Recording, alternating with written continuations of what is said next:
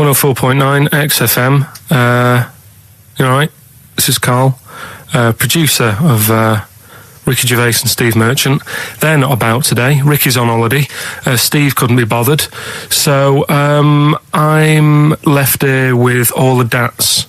That's a digital audio tape of all the shows they've done since they've been here over the last, I don't know, year and a half or something. So we'll play you some of the best bits. All right, so here's the first bit.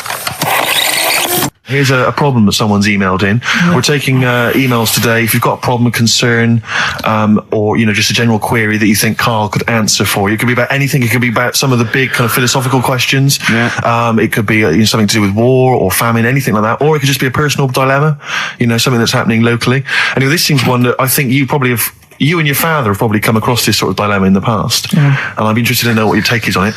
Let me see. This is from Lee Matthews by the look of it. He says, he lives in a suburban area where the local teenagers also live on the same road, and they're running riot. They're smashing wing mirrors off the cars. They're crashing into parked cars on their skateboards.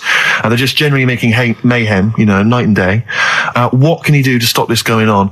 The parents of the kids don't seem to give a damn. Anyone who complains to them, they just say, "Oh, piss off." You know, the police are useless because they never catch them in the actual act of violence, which is what they got to do to apparently convict them. So they don't know who to turn to, really. It's rather like when a little old lady went and got the A-team, you know. You know, and he was dressed as an elderly Chinaman. Exactly. She knew who he was. Colonel Decker didn't have a clue. Yeah. You see, it's weird because now it has got out of hand. Sure. Do you know what I mean? Like years ago when I was growing up on the estate, yeah, you had problems, but not like you have now. Do you know what I mean? Mm. You know, summers were nice as well, weren't they? Well, right. And police are getting shorter and younger. But you yourself kind of admitted in the past that you were something of a tearaway. You didn't do anything like these kids here. The thing is, I was scared that if I got caught doing it, my dad would go mad. Yes. And I remember smashing a car window by accident and legging it in the lounge and sort of pretending to go asleep on the settee. Right? Genius. And I heard a knock at the door. He chloroformed himself just to be unconscious when his dad came home. And there was a knock on the door, and I thought, oh God, this is a fella who saw me. I was chucking a stone in the air, seeing how high I could throw it. Of course you were. Did it keep landing on your head? That would explain a lot. And it came down. Chucking a stone in the air. Love it. To see how far I could throw it. Brilliant. So, you know, I wasn't bothering anyone. Did you invent that game? Right? Did you get a stone for your birthday? Go and play with your stone. He gave one to Suzanne. Karl, go and play with your stone. No, the thing is, right, and it came down at a funny angle, and of course it did. It ate the back of this car, and the back window is the most expensive because it has that heating thing in it. Yeah. In case you got a frosty window. Yeah. So I thought, oh God. So I legged it in, got on the settee, went to sleep, knocked at the door. Genius. It's a brilliant plan. It's a brilliant plan. I couldn't be guilty. I'm asleep. So I love the idea. So the thing is, our lounge used to sort of, you could see in from the door, right? So this family who saw me do it, saw me asleep on the settee, and my mum said, go and get the door. And I sort of went, oh, as if I'd been asleep. Yeah. I went to the door, like, rubbing my eyes, and the fella said, what did you run off for? I saw you. I was like, oh no. And I didn't see my dad. I went out. It was when he was working sort of evenings. So I went out so I didn't have to see my dad. And then the next day I came home from school, and my dad said, 45 quid. Ooh. That's all he said when he looked at me. And then you fell asleep when he went, wake up. You know what I said? No, 45 quid. Now the thing Karl, he didn't have to do £45, Karl. Now I know you were saving up for a brick, but you can't have it. Yeah. Just equally, if you're doing a bigger crime, you know, a bank job or a murder. Remember to take the stocking off your head, because if they wake you up and go, why have you got a stocking on your head? Just go, oh, I had a weird dream. Right. What are they again? Is the tip included? Yeah, go on that one. Right. In Turkey. Nice. It's not, actually. Mm-hmm. That's where I went, and there was them little fellas after Suzanne in the kitchen. What? What do you mean? We went to Turkey. You went to Turkey and there were some little fellas? Well, they had quite a few sort of midgets working in the kitchen. Why? Is it a theme? No, was it a theme holiday? I don't know. Might get them cheaper or something. Was it? So they were working cheaper. They were working in the kitchen, and one of them fancied Suzanne and kept sort of eyeing her up, and she was winding me up, saying, "Oh, not eyeing up and down, just eyeing her up." Anyway, no. So what was she doing in the kitchen? No, it's like a pick what you want to eat type buffet, but you have people clearing the tables and that ready for you to come along. Are they low tables? And you know, he was just keeping an eye on her. What did he say though? Was he It was Turkish, so I don't know what he was saying. But he was a little fella, yeah. Did he? What do you mean a little fella? What do you mean little fella? Sort of dwarf-like.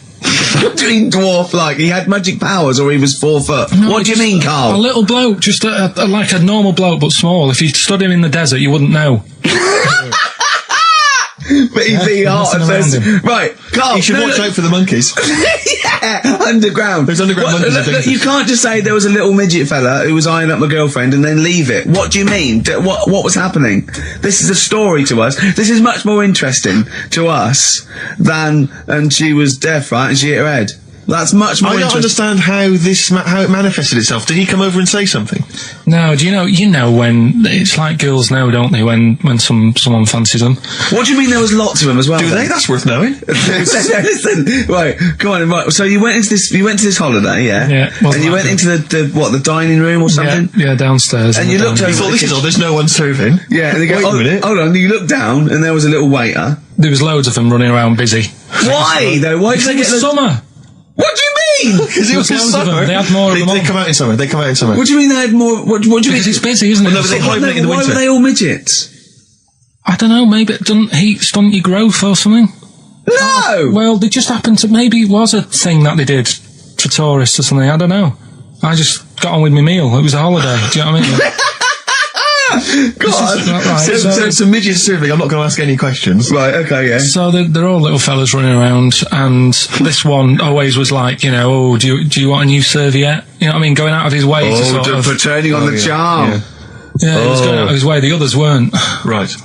I think what was happening is he'd been working with Santa all the winter. Yeah. This is sort of little summer break. This one He was hadn't your seen a girl. waiter, and so he was being polite to you. Maybe. But what did Suzanne say then? Well, she was using it to wind me up. What was she saying? Oh, he's... Oh, just like, look. he may be small, but he's Well, built like a... Yeah, he's all man. so Were you jealous of a midget then? You were jealous of it him? is a bit annoying, isn't it? Why? It wouldn't bother me as much now, because I've been with her for ages. Right. But at the time, that might have been one of our first holidays, and it's like, You don't want to be what's going on? I paid for this holiday. And then you get off with a midget? Yeah. Oh. So anyway, But it doesn't matter because you got chatted up by a bearded lady. So. yeah. tell you what, no, that's got nothing to do with that. What were you going to say? What were you going to say? I was going to say the hotel was half board, and maybe. Oh, right. I thought you were going to say it's just one of her shortcomings. So listen, right? Play a record. He said he's, oh God, it's like a child or a cat when it's confused. He went, Steve reckons in ancient Greece, right, it was better to shag a bloke than a woman. And I went, well, yeah. I mean, that's about the male being sort of a first-class citizen. Yeah. Much better, wasn't it? An aspiration the to point sleep with a was, Carl, beautiful man than a beautiful woman. Women were lower class citizens, Yeah. so therefore men were seen as higher class. So to have sexual relations with a man there was no shame in that. No. In fact, it was looked upon. And I as a said, good well, it's, ancient Rome. I said, Nero, he'd sit in his big jacuzzi and he used to get, pretty boy men to just go into the water and just nibble at his testicles while he was having a watch. He didn't do that. He did. No. Yeah. And he's not a gay fella. No, well, no. I mean, I don't know about Nero, but I mean, it wasn't a case of a big delineation between what was heterosexual and what was gay. It was just, whatever you... So what did this fella do then? This one who's having his... Well, having he his was little pretty testicles? much top boy, Nero, for a while. He was in charge. And, and you did what you're told. If Caesar or... But why were people going round there? Why didn't they go, oh... No, they weren't dropping in. It wasn't like the door was opening. I was going to see what Nero's doing. You'd have probably been like a delivery boy or a stable boy or something, and you'd have popped round there and you'd have gone, there, right, Nero, there's the tablets of stone you wanted. And you go, Pilkington, why you are here? Pop under... I don't know why he's French. What is that? I don't know why he's French. Just pop under the water and nibble at my testicles and you'd have done it. Because he was Nero. I wouldn't. You would have. There's no way I would have done. Well, you would What have. have I done? I've dropped a pizza off. Yeah, you why put am I around to there? Nero's place with the pizza. Right. Right, I'd say I've done my job. Right? Yeah. That's not the sort of tip I wanted.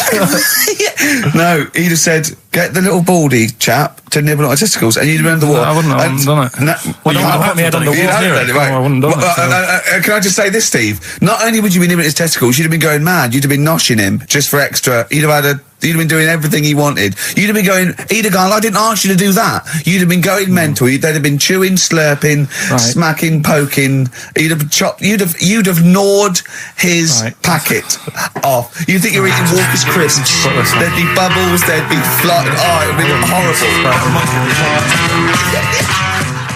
All right, this is Carl, the producer of Ricky Gervais and Stephen Merchant on XFM 104.9. We're playing out some of the best bits. Hope you're enjoying it. Here's another one.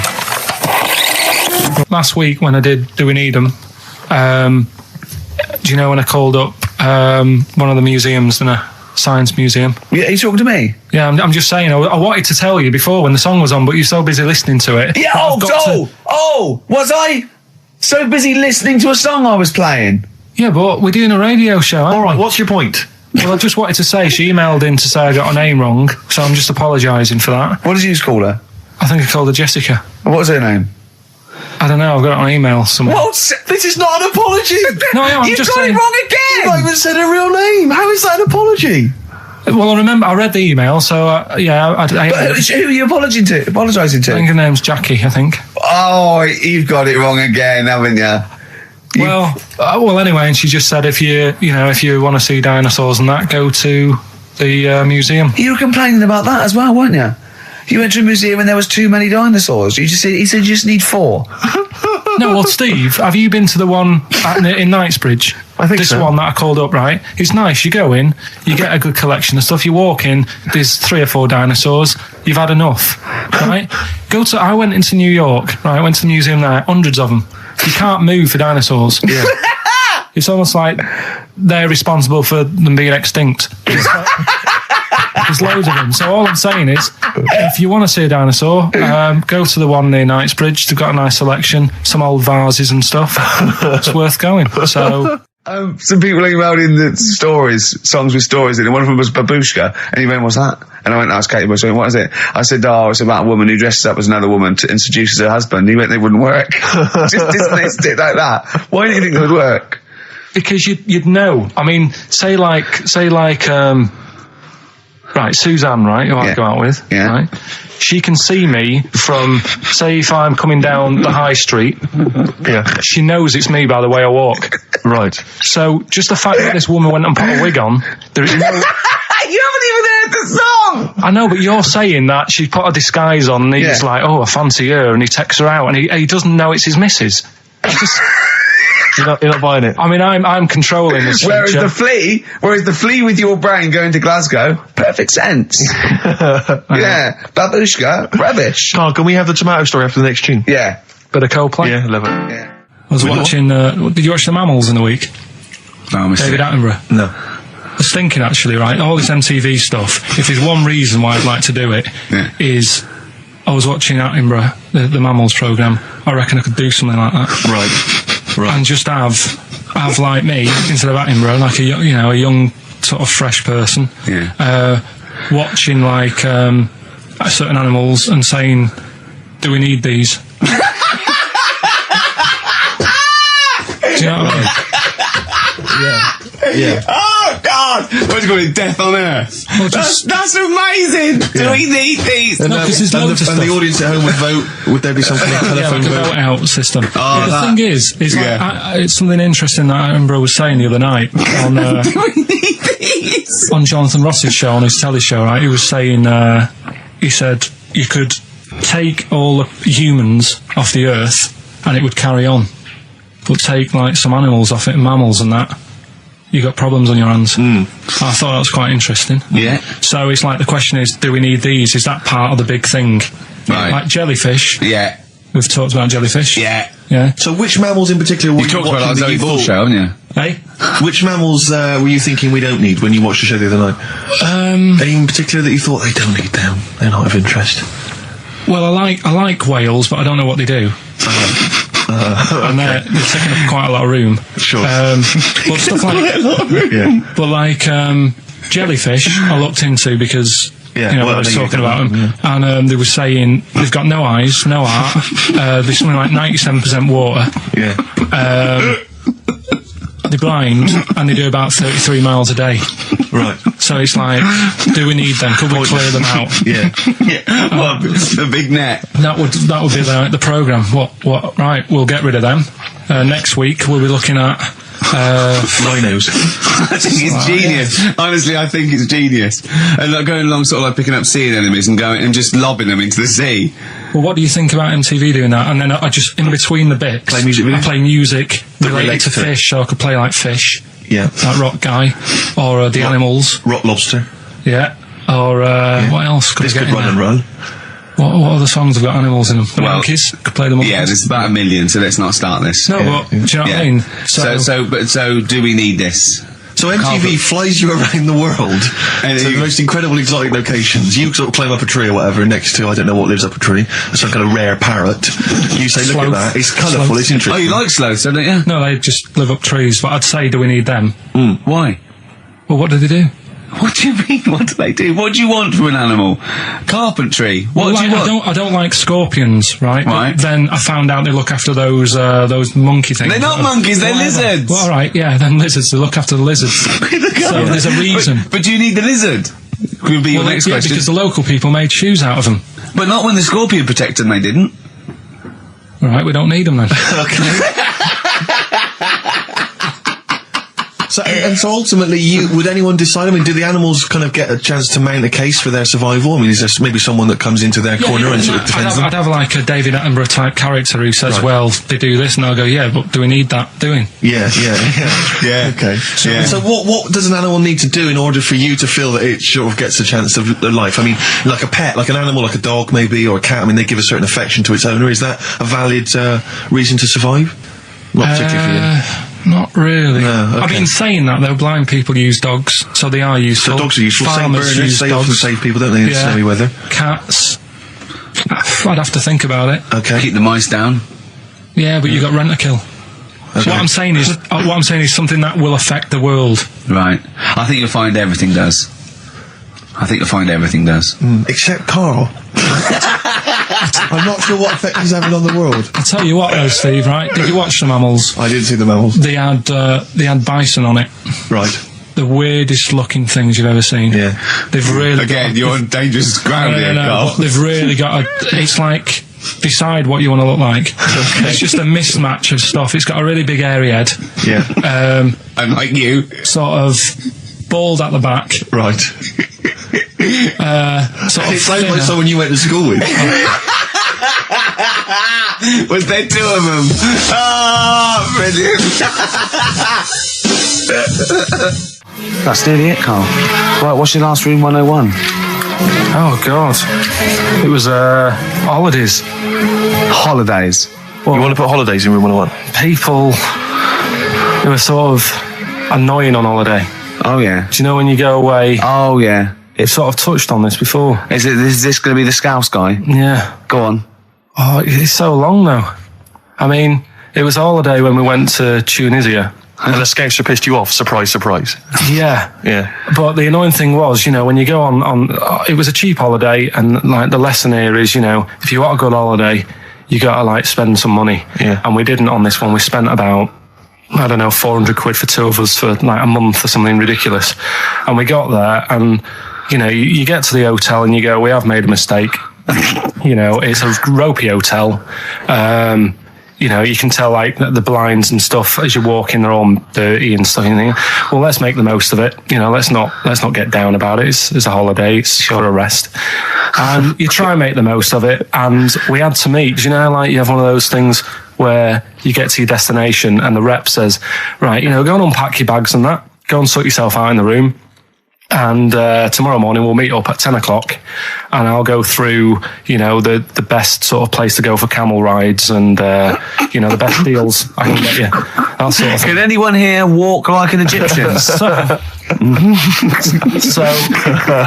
So she says, right, tomorrow morning meet 10 o'clock in the discotheque.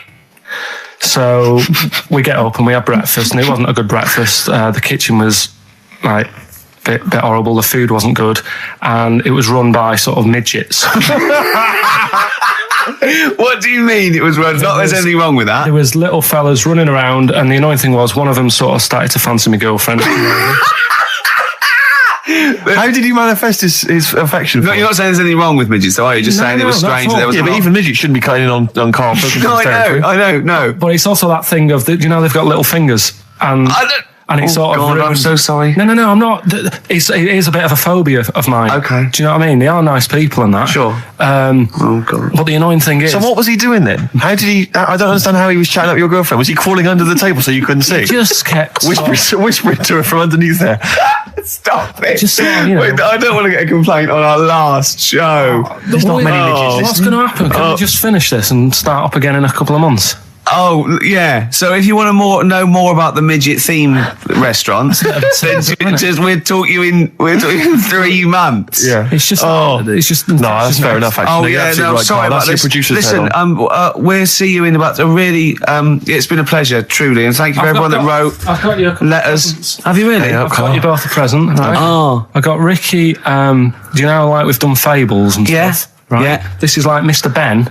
Oh. This is brilliant. Yeah. Right, and it's like little fables that Mr. Ben goes on. Oh, fantastic. So I want you to learn something from that for when you come back. Okay, brilliant. That's lovely, I'll tell you Karl. one of the stories I read this morning. It's brilliant. In fact, when you've done with it, Yeah. give it me. Yeah. Because I haven't finished reading that. Okay, thank you, Karl. And for Steve, a little shut up lines. A little book of chat-up lines. That's fantastic. Karl. Well, we'll see you in 3 months. But carry on emailing Karl. Cherish Karl Pilkington. He sits in a little room by himself, so keep him in touch. And we'll see you in August. We're going to leave you with something that we all love. This is There Is a Light That Never Goes Out by the Smiths. Very apt, I think. Goodbye. See you later. You've been voting in all week, sending your emails. So here's the clips that you wanted. Right, Badly Drawn Boy, Born Again. Right, just get this Educating Ricky out of the way. So, Turkey, yeah. So what is this again? It's Educating Ricky is the tip included. Right. Apparently a fellow was on holiday in Turkey. He's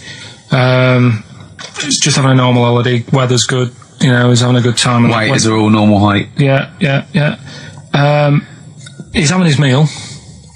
He hears a load of screaming going on in the kitchen. No. Has his girlfriend wandered in there? And they do, With a step ladder.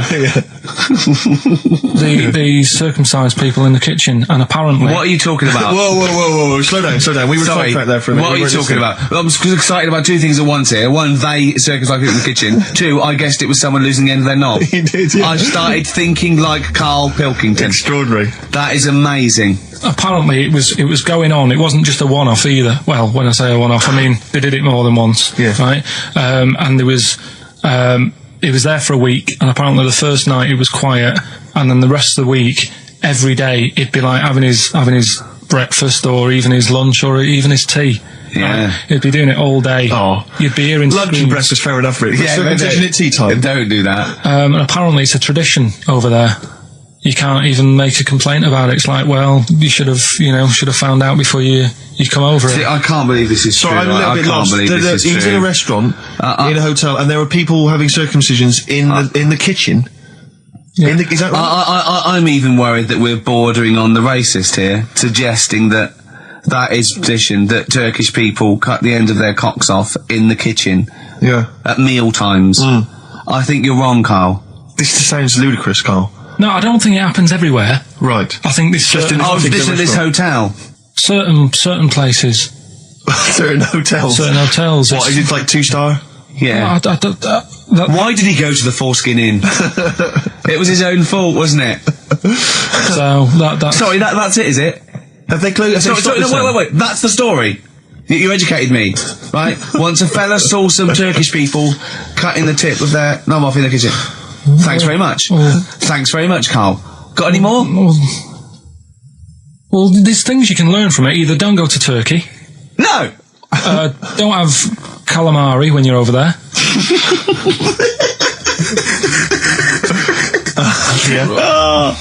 Karl, you've done it again. Well... So we get onto conversations. Talking about, he's asking me stuff about evolution. Tell me that. Why did the giraffe? What's that rubbish about the giraffe getting a long neck? I said, well, it didn't try and get a long neck. It was selected because, anyway, I went into evolution for him, and he said, but why would evolution do that? I went, well, you think that evolution didn't do anything? There's not this consciousness, there's not this will that a giraffe has to stretch its neck to reach the leaves. One had a long enough neck to survive and pass it. He was going, yeah, but why did evolution? This isn't. But by the way, this isn't the most stupid thing. This is warming up. This is about 8:45. Sure. Right? He said, why didn't evolution make a giraffe good at carpentry so it could build a ladder? Right. Yeah. Okay. All right. Okay. So he's thinking around it. He's trying to pick holes in evolution. Yeah. We get on to, I said, well, things are, I said, we can see the speed of evolution in lower life forms like bacteria, viruses, they evolved. That's why, soon we won't have an antibiotic that can kill some certain bacterial strains. And he said, and this is about, 11:30, then I said, I'm going to bed, right? He said, in the future, they reckon that you'll be able to wake up and eat a yogurt you can have a chat with. I don't know what that means. Let's put a song on, right? And we'll come back to it. So you're going to explain that? Yeah. You've got an explanation? The Verve and Sonic on XFM 104.9. I'm Ricky Gervais, with me Steve Merchant and Karl Pilkington. So let's just get this right. What did Karl say? He's just specifically giving those words again. He said, they reckon, and I said, I'm going to bed. He went, no, really? I said, no, I'm going to bed, Karl. There's no point now, because it's just like you're talking gobbledygook. You know what I mean? I might as well talk to a pot plant. Yeah. He said, in the future, they reckon, I don't know who they are. Sure. I don't know, people who post things on the internet that he reads. I think the Telegraph. Anyway, complete the sentence. They reckon that in the future you'll be able to wake up. I love it. There's always a little scenario, an embellishment, like this little. Oh, hello, darling. It's your yogurt. Hello. You'll be able to wake up and eat a yogurt you can have a chat with. All right. Well, thanks for that, Rick. I'm looking at you. I'm going to throw that over to Karl. Right. It's when I was away on holiday, right? I don't normally buy the Telegraph because it's too big and that, innit? So, but they were giving it away for free on the plane, so I thought, ding dong, might as well have it. Mm-hmm. And I saw a couple of things in it. I thought that would be interesting. I saw this thing about the future, and it was talking about evolution and what have you, right, which I always find weird, because I always think that maybe we've sort of done it wrong anyway. Do you know what I mean? I sometimes think by definition, evolution can't get things wrong.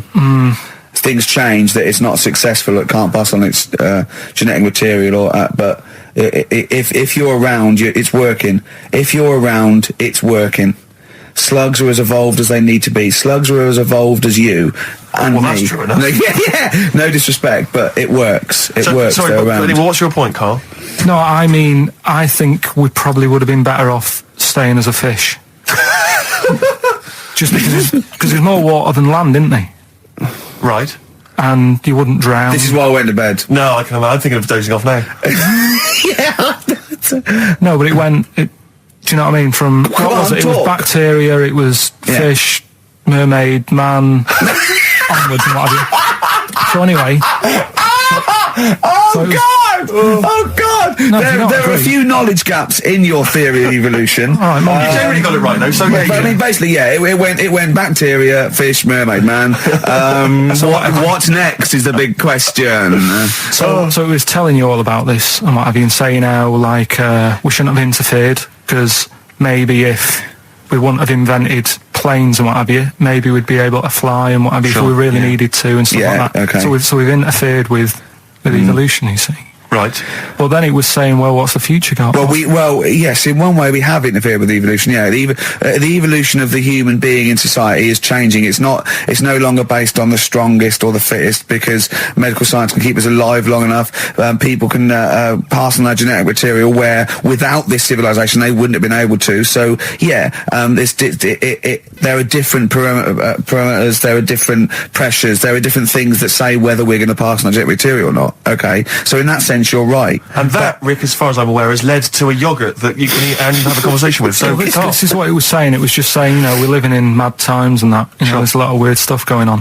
One of which is... And the fellow was just saying, with computers and stuff like that, the way it is, we'll be able to wake up. Go on. have a chat with your yogurt and have something to eat. What do you mean, have a chat with your yogurt? Because of the amount of, I mean, you have them yogurts already, those friendly yogurts, those bacteria-friendly ones, so this is just a really friendly one. Yeah, they don't... Oh, God! I'm like best! Do you know what, sometimes, Carl, I think that we're having a chat with a yogurt. Do you know what I mean? There can't be any difference. Yeah, but then I'm always reminded that would be more entertaining. That would be more informative. Is this something that happened to a friend of yours, or is this... No, I read about it. You read about it, okay. There's this little lad, right? Okay. First of all, it's years ago, right? When Right, they didn't have decent doctors in like every town and that. Yeah. And this little kid is dead ill, right? Yeah. And the local doctor. Well, there's a phone call involved, so I don't really get the impression that it's like medieval times. Yeah. Yeah. But I didn't say that. I just said it's years ago. So this kid's ill, right? Yeah. And he's lying in the bed, and he's all going funny colour and that. Yeah. And his mum says, I'm going to get the local doctor around. The local doctor comes round, and he says, so I don't know what's up with him. He said, leave it with me. Leave it with me. He said, the doctor said that. I'll have he said I'll phone up a top doctor. Okay. Who was in America or something like that. And so he goes to the phone in his office and he calls America, and because it's years ago, the phone line isn't that good, it's all crackly and that, right?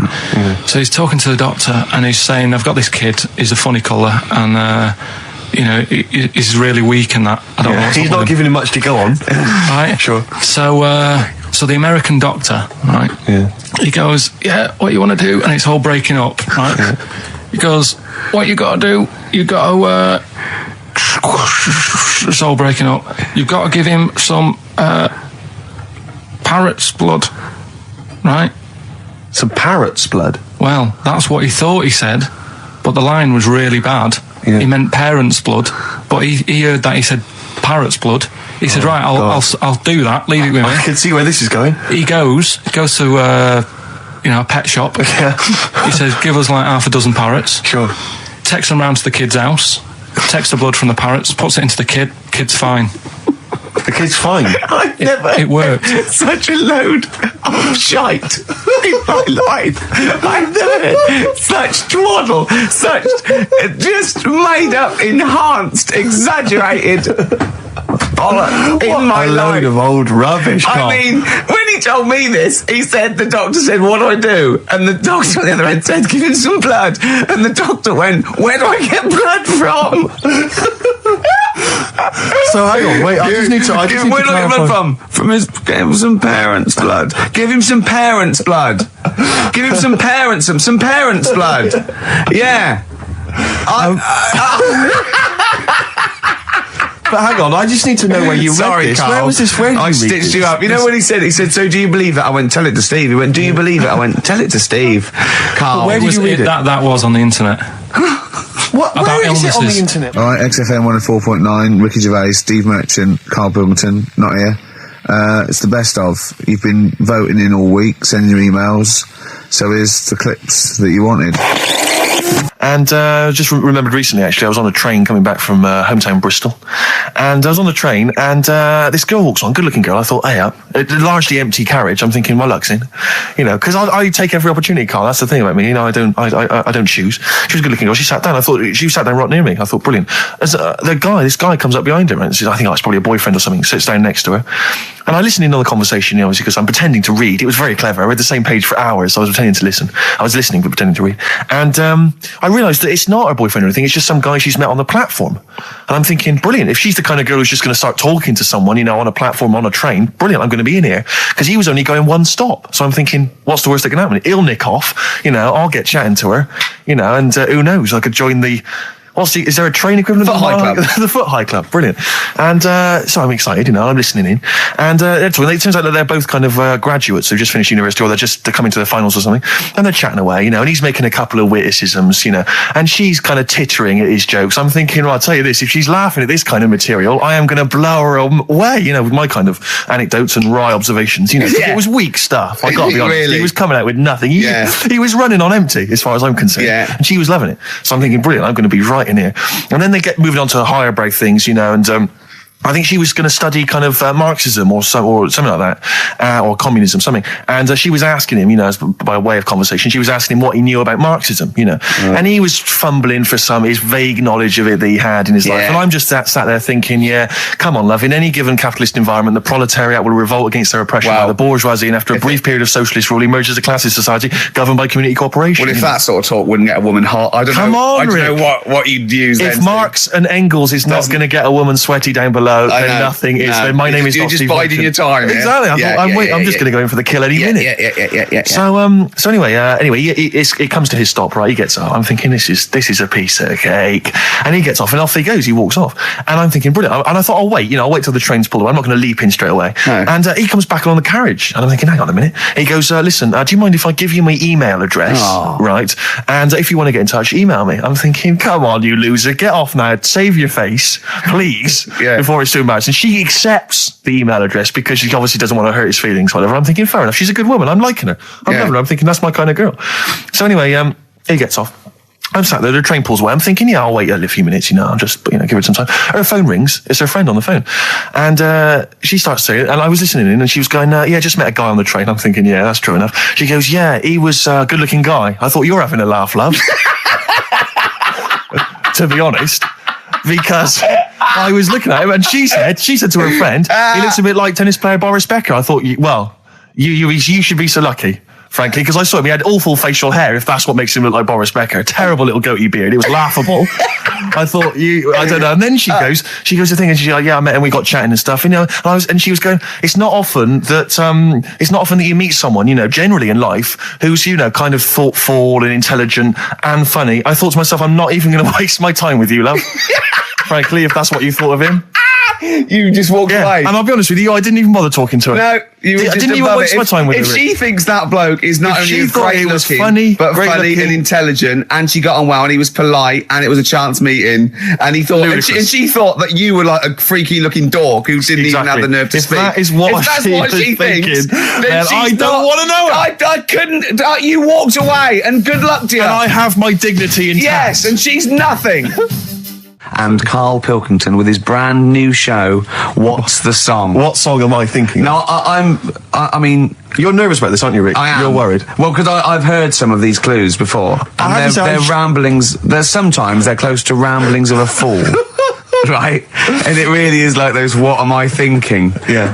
I don't know, though. I actually was genuinely impressed by Born Sleepy. I have to give him the benefit. That's one of the better ones. Because that was short, sweet, and it worked. Some of these, you say they're not going to be quite as pissy. Some of them are like Emily Bronte novels. Now listen, we're just going to go for it then. You do it, and we just get people to call up, because I want to see the general public's confusion trying to work out. Why don't you give us your next clue, and then we'll play a track, and then we'll hopefully have people on the line after the track to try and answer it, and you can recap briefly. So give us your clue now for what song am I thinking of? Right, this one. It's about a woman. And she's just normal, nothing wrong with her, or so she thinks, right? But there's the twist. Is this like the Tales of the Unexpected? And she's got she's got her mates, and she's having a normal life, having a good time and that. And then this thing happens, right? And she starts to stink, and she can't have a bath, right? And she really wants to have a bath. She's dead sweaty and stuff. She's going about her daily stuff. She can do everything else normal. She can eat, she can talk, everything. But for some reason, she can't have a bath. Is there a coal mining husband in the bath? Yeah. Is this Born Stinky? She can't have a bath. So a woman can't have a bath? Yeah. Or a shower. She can't. Okay, leave it there, Rick. Don't try and guess. It's not for us to guess. The general public can phone up and ask questions, so I just go for it. I'm not sure they can they? I think so.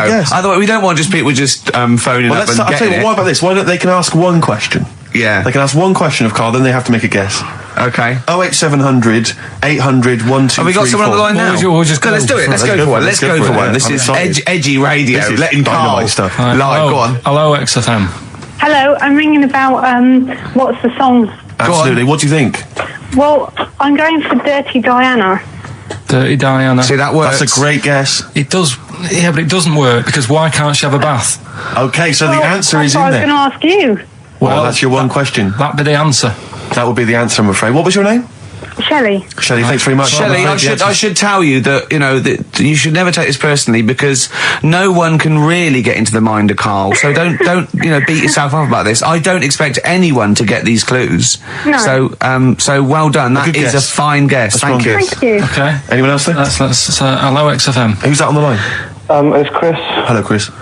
A question for Karl? Before you give us I haven't thought of a really good question or anything yet. You just want to go for the guess? No, what I thought was, I'm sure Simon Mayo used to do this when he did the breakfast show on Radio 1 years ago. No, he didn't. So you've just pinched this idea, Karl? If you're going to rip someone off, Karl, do not rip off Simon Mayo. I haven't ripped this off. I thought this was a new idea. I was going to do it with sound effects instead, but that's he used to do that, and he used to get his team to play other characters. You idiot. Well, no, hang on. Not you, Chris. I'm saying you idiot to Karl. Yeah, but nothing's new anyway, is it? So I'm not getting annoyed about it. True. What do you think the answer is? Is it Cornflake Girl by Tori Amos? Good answer. She couldn't have a bath because she'd go all Go floppy and then go down the plug hole. Good answer. She's all soggy. Yeah. So is it Cornflake Girl? No, it's not, but that's a great answer. It could have been. All right. Okay. You're already seeing the error of this, aren't you? I think this is great radio. I'm really hooked on this. I'm genuinely excited. This is really like that.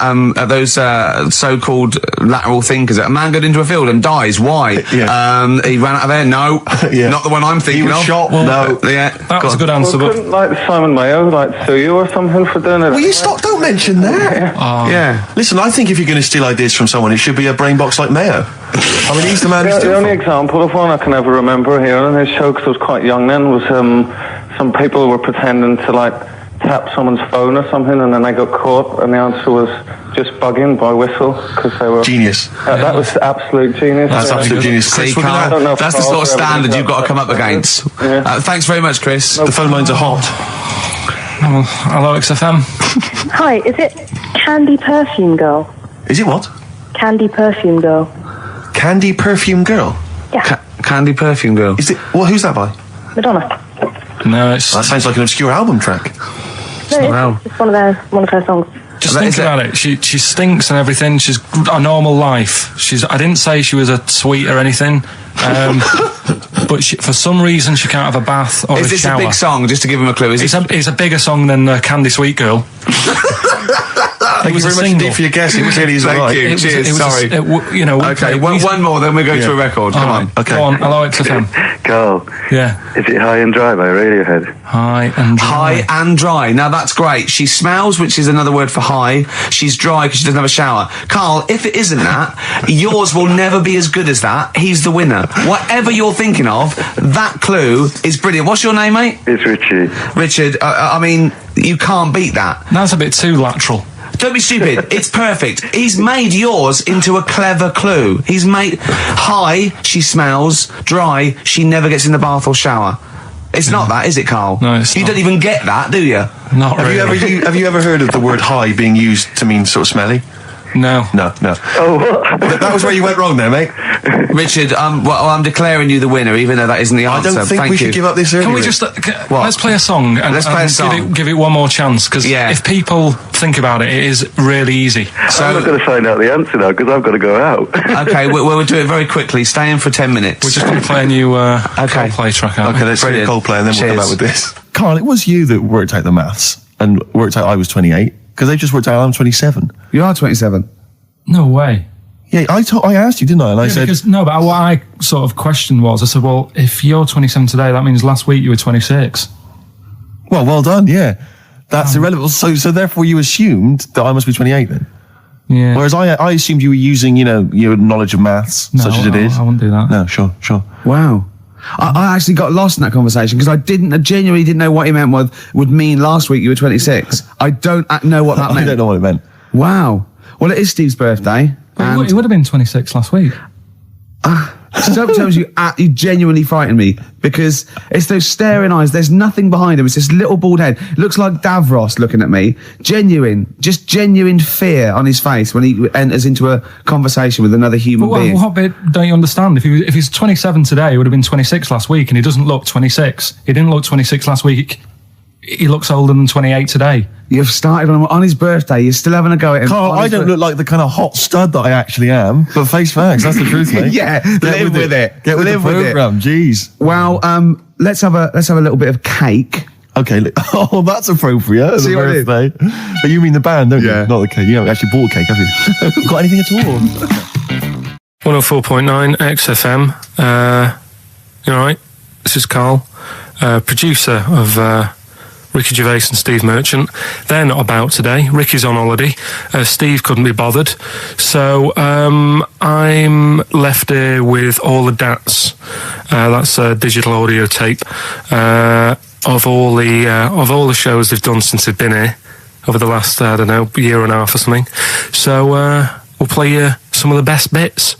All right, so here's the first bit.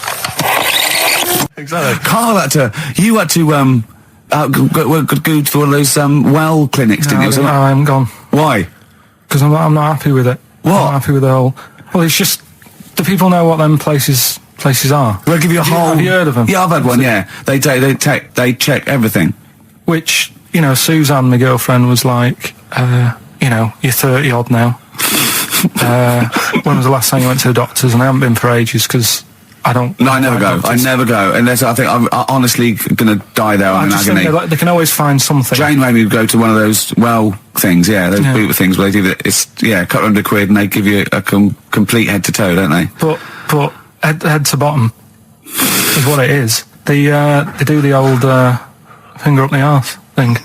Now, what is that testing for? Well, I like that he said it quietly because he's on the radio. You can't say arse. Yeah. I say it quietly. Say it quietly. Yeah. Arse. Yeah, arse. That's what our mistake was because we got a complaint upheld, didn't we, for saying. And I'm talking about a male chicken here, which is a cock, as you know. Yeah, and we said that word, right? So if we'd have gone cock, we'd have probably gotten away with it. You can get away with murder If you just whisper it very So go on then, yeah. So. No, I'm not going because I'm not having that done. I don't understand what they're going to find up there. That's your head. no.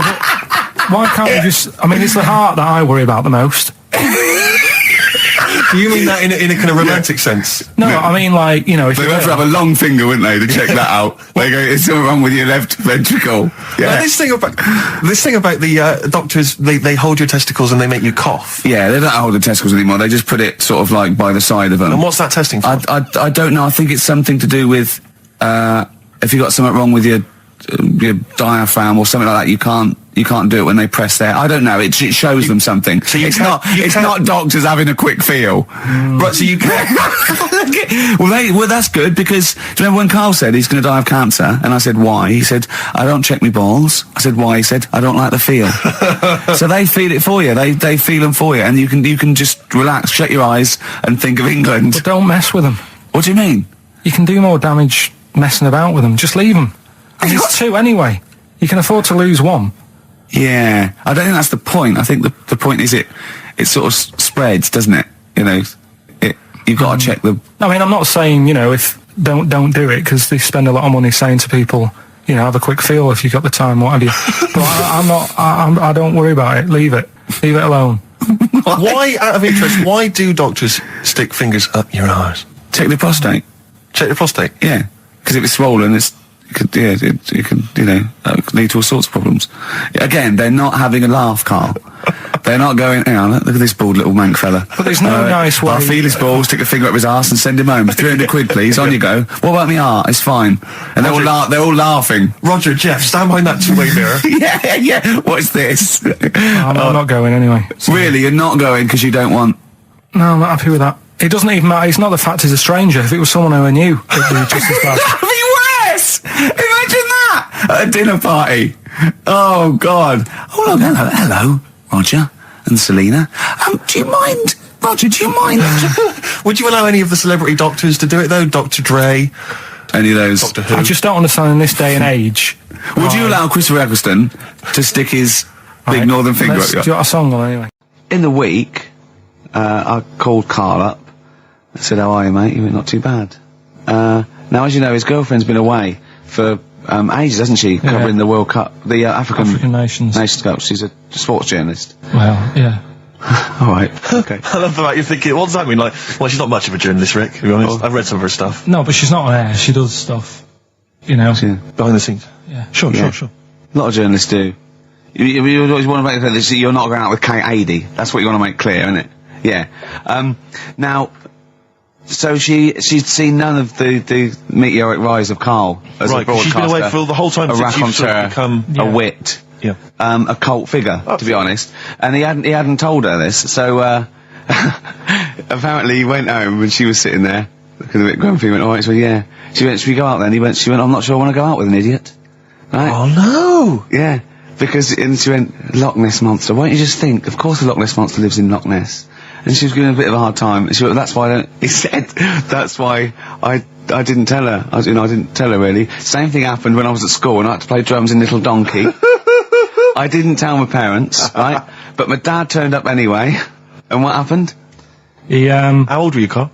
well, it was the school that I used to go to. Oh, yeah. Like, Oh, yeah. So- You went, well, you used to go to the school you used to go to? no, but what I mean Go is, on. I didn't go to secondary, did I? Sort of missed a lot of that. Sure. But primary, I liked. Oh, it was okay. all colouring in and stuff. Yep. And it was a Christmas play, and I managed to get a part in it. And, Did you audition? got a part in it, and I should have been playing the drums to the one about Kings. We Three Kings. Yeah. I was meant to be doing that, but Little Donkey came on, and it was one of the. What do you mean came on? That was like next up on the next song, Right. and it's one of them songs that you can't help sort of. Tapping along to. Yeah. Do you know, like if I was to go, Yeah, you'd have to finish it with. yeah. Do you know that they actually send that into space? Do they? And What, hoping that aliens will respond with that? yeah, they do that because apparently it is one of them things that you can't help. What, even if you're an alien life form? Yeah. They know that, do they? But anyway, What, because they watch Star Trek or something? Hello. Knock, knock. Yeah. seriously, Is it true, like, if you who's send there? out knock knock into space, yeah, they have to say that. Oggy, oggy, oggy. Ah, that is You look great. into it. Seriously. Oh, hold on, what's something out there? What's a little green fella? That is great. Yeah. So anyway, That is Little Donkey is like one of them tunes that you can't. And I was there, and I had the drumstick, and I thought, oh god, The drumstick. I could feel myself. And anyway, Just wanting to do it, yeah. I started going along and playing Little Donkey, which I wasn't meant to do, but it went down such a storm. What, were there people like parents and that dozing off, and then suddenly they heard your version of Little Donkey, and they thought, wait a minute, now it's really picking up. What do you mean? I'm glad we paid £1.50 for this. What do you mean it went down such a storm? I'm going, hold on, was it like when People have Ringo... lighters in the air. You know, like when Ringo joined the Beatles, now Yeah. going, boo, Pete Best, but he went... Yeah, And they went, whoa! Oh, God. But the teacher just said, oh, it went down really well, you can do that again tonight, Right. when you're in it again. But anyway, so my dad was there, and... And you hadn't told him about this performance, so No, I he never just did. turned up I off never his own did. back. I never took the letters home and stuff to No. show my mum and dad because it just put me off. So anyway, he turned up. Don't know why. He must have heard from someone else's dad. Yeah. He turned up and he swore about me, which Did he? I don't. Could you use Do you think a word it's allowed that's... to be said? The word, Of course it is. right? If you got a kid in the car or anything, you can turn it down now. Yeah. Right? But he said. There was a guy stood next to him with a camera, big video camera, filming it. And he said, yeah, film it, but try and avoid getting the twat in the hat in the shot. Because I had one of those porters, you know, the little round pork pie hats on. Right. This is so sad. What, was this a nativity play? It was about Jesus and stuff. Yeah, well, there was a porter there helping him with his bags. Of course it was, I forgot. I yeah. mean, Mary and What, Joseph, managing the they got stable? there. Yeah, because Sure. it was the hope, you know, because the inn was full. Yeah. But I think the porter doubled up with the inn and the stable. Right, that was nice. So of he, him. yeah, He yeah, carry bags over, yeah. yeah. No, so yeah. You're right, though. I don't know why I was wearing one of them. But I was. And And your father said that, and how did you know your father said that? Did you he told hear me it? about it later. Oh, he told you about it later? Yeah, I was talking about stuff I'd done at school, and he said, oh, God, remember that. And I spoke to him the other day about it. Right. And, yeah, Oh, God. it's a shame. So that was the end of your sort of drumming career, really? Because it could have been, I mean, you know, the audience loved it the night before. You could have, like, been, who knows, a whole new world for you. Yeah, Have you done any stuff? I've never drummed. I wish I had, man. That is That's a movie story, but is that, and that's why you don't tell, your mum and dad don't know you on the radio, do they? I think when they were down the other weekend, they had to come in. I just said, I'll just go in and press the buttons. Because they could listen on Sky Digital, couldn't they? They could do. But you wouldn't want that, would you? I don't want that. No. Play a record, and I want to talk to you again a little bit about this later. yeah. I mean, I'm a little bit concerned about your toilet discussion. What exactly is your point again? I was just a bit bemused. You see, it's a tricky one. All I'm saying is, right, there I was at the pub quiz. I go to the toilet, not thinking about anything. I try to go, right, there's a little gay fella next to me. I love this little gay fella. Now, the weird thing is, there's nothing stopping him having a little glance, right, because he's allowed in the fella's toilet. Yeah. Now, I'm not allowed to go into the woman's toilet and have a little look round. Right. So all I'm saying is, should they have another toilet area? What, for gay people? Yeah. And so this would be gay men and lesbians? Is that going to complicate things? Well, I mean, I can only assume. I mean, to what point? Ask you a question, right? If you're intimidated, that's a shame. But you know, most gay men aren't looking at your knob. You know that. What do you mean? I can only say that 99.9% of gay men who use a urinal standing next to what they assume is a heterosexual man aren't looking at his knob. And what they're doing then? They're emptying their bladder. No, but the thing is, I can't talk. You're saying like, you know, about would you have one toilet for lesbian women and gay fellas, right? Well, does that mean? Would it be mixed? Would it just be? Would it have a man on one? That's heterosexual man. One little picture of a woman, and then what? What would the little icon be? A man and a woman. A man and a woman.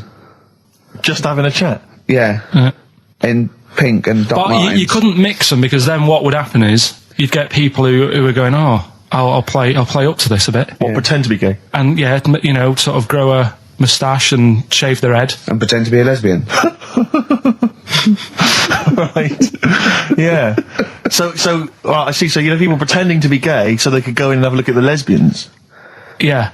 Right. So that would mean that we need 4 cubicles now, would we? Yeah. No, this is fine. 4 cubicles. So every pub How now. many toilets do we need? Every pub's now got 4 toilets. Oh, Carl, bisexuals. Yeah. Now, interesting. Bisexuals. How many toilets do we need now? Call the council. Do you use any? Huh? No. No, because they're interested in everything, aren't they? Because the little bisexual fellow will be looking at your knob. Right. With them, Yeah. what you do, you just have a door, you open it, and there's one urinal there, so you can't get a queue. They have to sort of wait. I just thought that, well, why can't there just be a thing between the urinals so no one can look at anyone else's knob? Wait a minute. Just to go back to Ricky's point, what stops, even if we've got the toilet for gay men, what stops the gay men who want to have a look at your willy going in the regular toilet and pretending that they're straight? Most men don't wear gay across their No, head. exactly. They don't have a tattoo. There's no branding yet in the British house where they have to declare. So we're going to have to expand this. What So we've do all you- got to carry identity. Do you know cards. you can see a gay, can you? Coming a mile off. No? No, I'll just hold it in next time. No. Can you tell gay men? Do you know a gay man? I'd say probably if you did if you lined some people up and said point them out, I reckon I'd get. But hold on, we're not talking about people dressed in leather with the arse cut out and an handlebar moustache. Yeah. We're talking about, the everyday, No, non-seen. of course. Well, yeah, but I mean, suppose I put you in a room and there was 10 naked men, right? Yeah. And there's 5 gay men and 5 hetero. Could you walk along that line looking at those gay... Am I naked? No, you don't have to be naked. Why would you have to be naked? To catch them out. How would you catch them out? Don't go into it. Don't go into it. Play a record. You're listening to the best of, basically, Karl Pilkington. What should we do next? It's too much. Do we need them out of the way? Do we need them out of the way? Yeah, just Let's explain it again. if you're new, I'm sort of on a bit of a mission to find out, you know, we've got a lot of animals and insects in the world and stuff. Yeah. Do we need them all? It still amuses me. So we found out we've got to keep jellyfish. We've done octopus. She said we've got to keep them. This week, snails. Do we need them?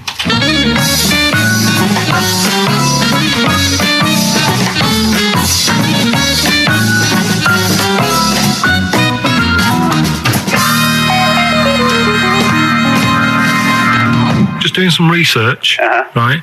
I'm sort of working my way through different creatures and insects and stuff that's on the planet. Yeah. Right? And finding out if we need them or not. Right? Yeah. Do you know much about snails? Well, sea snails. Well, yeah. Snails in general. Don't know much about snails, land snails. I know a bit about sea snails, like whelks, top shells, that sort of thing. Would you say they're important? What sort of sense do you mean by important? Say if we had to sort of get rid of some animals and insects and that because we're running out of room. Right. Do you know what I mean? Because I'll tell you what I know about some snails. I don't know if this applies to sea snails as well. I mean, I called you today because a lot of other places are shut. Yeah. Right? So I know they like to eat stamps, apparently. The glue on stamps. They love it. Right? Right. Apparently a lot of letters and stuff aren't getting to where they're meant to be getting because snails are crawling into letterboxes and eating the stamps. That obviously doesn't apply to the sea ones, but that's a problem they're causing. All right. Were you aware of that? No, I didn't know that. Are you glad you answered the phone today? Right. They love beer. Beer, yeah, who doesn't? And also, I don't know if this is right, but I heard that they sleep for 13 years, or can do. Right, I wouldn't know if they can sleep for 13 years or not, but I mean, sea snails are pretty important. Yeah, they do quite a good job in the sea. They graze on algae and they provide food for other animals. I mean, you can say that about any fish, or any animal. Why do they exist? Would you be upset if someone said we're getting rid of them? Oh yeah. You would be. They're an animal, I wouldn't. Forget being like favouritism and all that I get for them, right? There'll be other things knocking around you can sort of spend your time looking after. You'll still have a job. Don't be worrying about that. Because I'm not going to get rid of all the fish. Jellyfish need looking after, so you're safe. Yeah. But do we need them? Come on, there's loads of people saying, come on, we've got to move on through the animals, and you're holding them up saying, well, I want to keep them. Well, who's saying we need to... That just sounds a bit crazy to me. Just imagine. Do you know what I mean? And they would come to you because you're working in an aquarium, so they'd be asking for your advice. Right. And you're slowing it down. Well, they asked for my advice and I'm giving it to them, so, that's what I think anyway. Yeah, but snails, I mean, like I say, they drink beer and that, What did they do apart from some food for a whelk? They were around... Their descendants around a lot longer than we have been. Yeah, they've been around a long time, but what have they done? Well, they've survived that long, so they must be doing something pretty good. Well, apparently they sleep for 13 years, so really, even though they've been around for ages... I think that sounds a bit... I don't think they sleep for 13 years. Not all of them, just the tired ones. So, snails, do we need them? Well, yeah, I just think they've got to... Just as, it's not for us to say, do we need them or not, we can't just... So you think we should keep them? Yeah, definitely.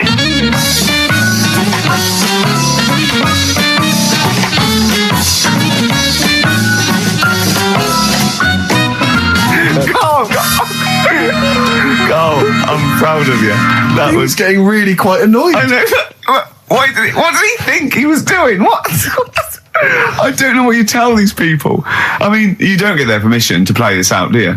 You just don't tell them. The thing is, right, I sort of told him what it was about, but we won't say who he is or where he works, because it doesn't matter. I just needed to speak to someone who knows. I know the fact that you were trying to get an answer out of him by suggesting that he would be safe, because he could look after jellyfish if he gave the okay to destroy snails. He was getting livid, you could tell. Oh, God. Brilliant. So he's been around a long time, but what have they done? That was great, Carl. Play a record. Well done.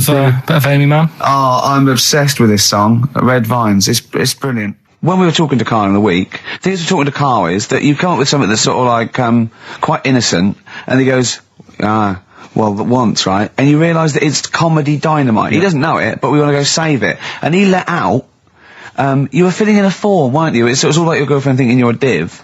And it's happened before, isn't it? Because she came home and you'd filled out a form to get a job once, hadn't you? Yeah. What was that for? Granada Telly. And on it... Well, let Carl explain. Yeah. You see, this is what annoys me with job applications, because rather than just saying, do you want the job and what can you bring to this business? Yeah. Do you want the job is a good one. Because the thing is... That's sort of the one for the boys. No, listen, right? Because if they say no, I don't think they want the job. Yeah, but listen. Go on. I mean, I presume with what you do, you have to take people on and stuff. What, in a fight, you mean? You know what I mean? Yeah. And I think it's more important that you're willing to graft and put the hours in. Sure. Than say that, you know, you did well at school. Yes. Sure. Because if I wanted to, I could have done well at school. Of course. I just didn't want to. Yeah. So where's this going? So you had the application form. So when it came to the qualifications bit and that, I couldn't fill them in because I didn't have any qualifications. And it was also asking about your languages.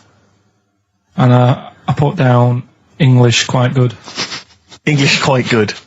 And his girlfriend came over and seen the form that he'd sent off. This was a copy of it. Yeah. And so she went, oh, you know what I mean? So that's what started, you know, the disappointment. So they're going to get that and think that you're not English. I don't think I've got it. It was ages ago. Right. How long ago was it? Oh, well, it was when I was still in Manchester, so 5 years ago. I don't think you've got to know. No, I think you'd... That could be a long list. I mean, there's probably a lot of admin problems in that organisation, but they probably... But what I meant by it is that you know, I can speak English, but I don't know all these long words that people use all the time. Yeah. Oh, God. Oh, can I just tell this quickly? In the week, I'm talking to you now, the listener. Usually I don't. Yeah. Carl said, about embarrassing him on air and that, and he's worried about his education, and he was worried about not knowing long words. Like, we come up with any long words. And he said, no, I was scared, you were going to ask me something about, someone, and he's Eastern European leader. His surname is Milosevic. And Carl said, so I learnt it this week, and learnt it so you can't catch me out in case you start. I said, what? And he said, he thought about it, and he went, Flobodan Milosevic. Got the surname right though, didn't it? So what's his name? Right? What's his name? That's how Bill and Ben would address this leader. How would they have said it? Flobodan Milosevic. What's his name? Slobodan Milosevic. Yeah. Well done. Ricky Gervais with me, Steve, and Carl. Carl, why have you got a headache? You got a headache? Just a bit stressful because the moves on this week. Oh, you're moving house? Oh, by the way, the XFM listeners came round to my house and bought the futon and table. Did they? Were they happy with it? Quite normal. They were well happy. Yeah. Couldn't believe the luck with it. What do you mean quite normal? What do you mean quite normal? Well, it's always a bit scared, isn't it, getting people round. I imagine they were scared. And were they excited to see you? Could could you tell that they were pretty pleased to see you? No, I don't think so. I mean... You're Karl Pilkington. Yeah, but the fellas sort of... I mean, they brought the whole family round, which was a bit odd. Well, it's not often they get the chance to visit a living creek. Anyway, no, they were nice. And you're moving now, yeah? He said he phoned me up today. You know, it was absolutely tipping it down. Right? He had to cycle in, right? Because he said, because of the move, he doesn't want to leave his bike round there. Right? And he said, and Suzanne, I can't say this in case he's listening, can I? He won't know. He said Suzanne's hired the oldest removal man in London. You should hear him. And the thing is, right, we booked him because everyone else happened to be booked out, but this fella's free, right? So he called up this morning. I've never spoke to him, but he was on the phone. He sounded about 90. Yeah. Carl thinks that he's going to have to do all the work. And the thing is, right, it seems to be all cheap. he wanted some Werther originals. Yeah, right, listen, he seemed to be cheap because it's £50 an hour. But how long is it going to take him? Yeah. Oh, that's genius. When's the move on then? When's the... He's coming round. He came round today to bring some empty boxes, and he was struggling with them.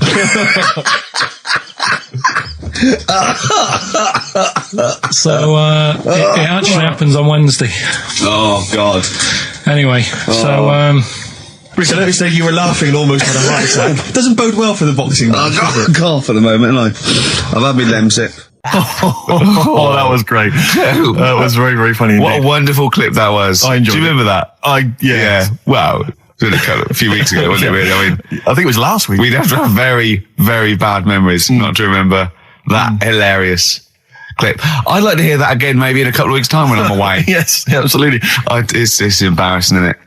And we, but the good thing is, on telly, I feel a bit guilty about putting out shoddy rubbish because I'm getting paid an awful lot. Yes. But here, I don't give a They can bleep that. They will do. And now it's Carl's bit. It's the re-education of Carl. He's like Liza Doolittle. And now he's coming to, or Lawnmower Man, if you've seen that film. More like Lawnmower Man, if you've seen the film. You know what I mean. And his homework was to just study quotes, really, on happiness and stuff, and general well-being. He's not a big happiness quote fan, are you, Carl? Not really. So what have you done? You've come up with something, haven't you? Right, yeah, I told you, right? Because a lot of these are just things you say every day. They're nothing special. So what I'm doing... Well, you say them every day. Well, the sort of things you come out with and you don't even think about it, do you know what I mean? Yeah. They're on the TV all the time. People on the radio are saying these sort of little quotes. Sure. And what I've done is, remember that programme on Channel 4, Faking It? Yeah. Where they got some, like, posh kid to be on the door and all that. What I've done, I've... Imagine if that was the pitch for the show. Dear Channel 4, just going to get a posh kid on a door or something? Yeah, Yours come sincerely, in, Carl. come in. Yeah. TV producer. Yeah, go on. So what I've done, this little book of quotes, happiness quotes, I've picked two that are real. Okay. And I've made one up. Right? And we've got to guess. And you've got to guess. Okay, then it is. go on. Well, I'll tell you what, Rick, why don't we, when we've heard them, we won't confer. No. You'll write down yours, A, B, or C, and I'll write down mine, and we'll see how it Okay, works. Carl, off you go. Right, and just because I'm looking at this book, it doesn't mean I'm actually reading. No, I know. Don't worry, I know. we're clever. No, we know. We can't see. Like, Yeah. call my bluff. Yeah, go on Okay. then. Nothing is worth more than this day. Okay. Yeah. Yeah? All right. Yeah. The way I see it,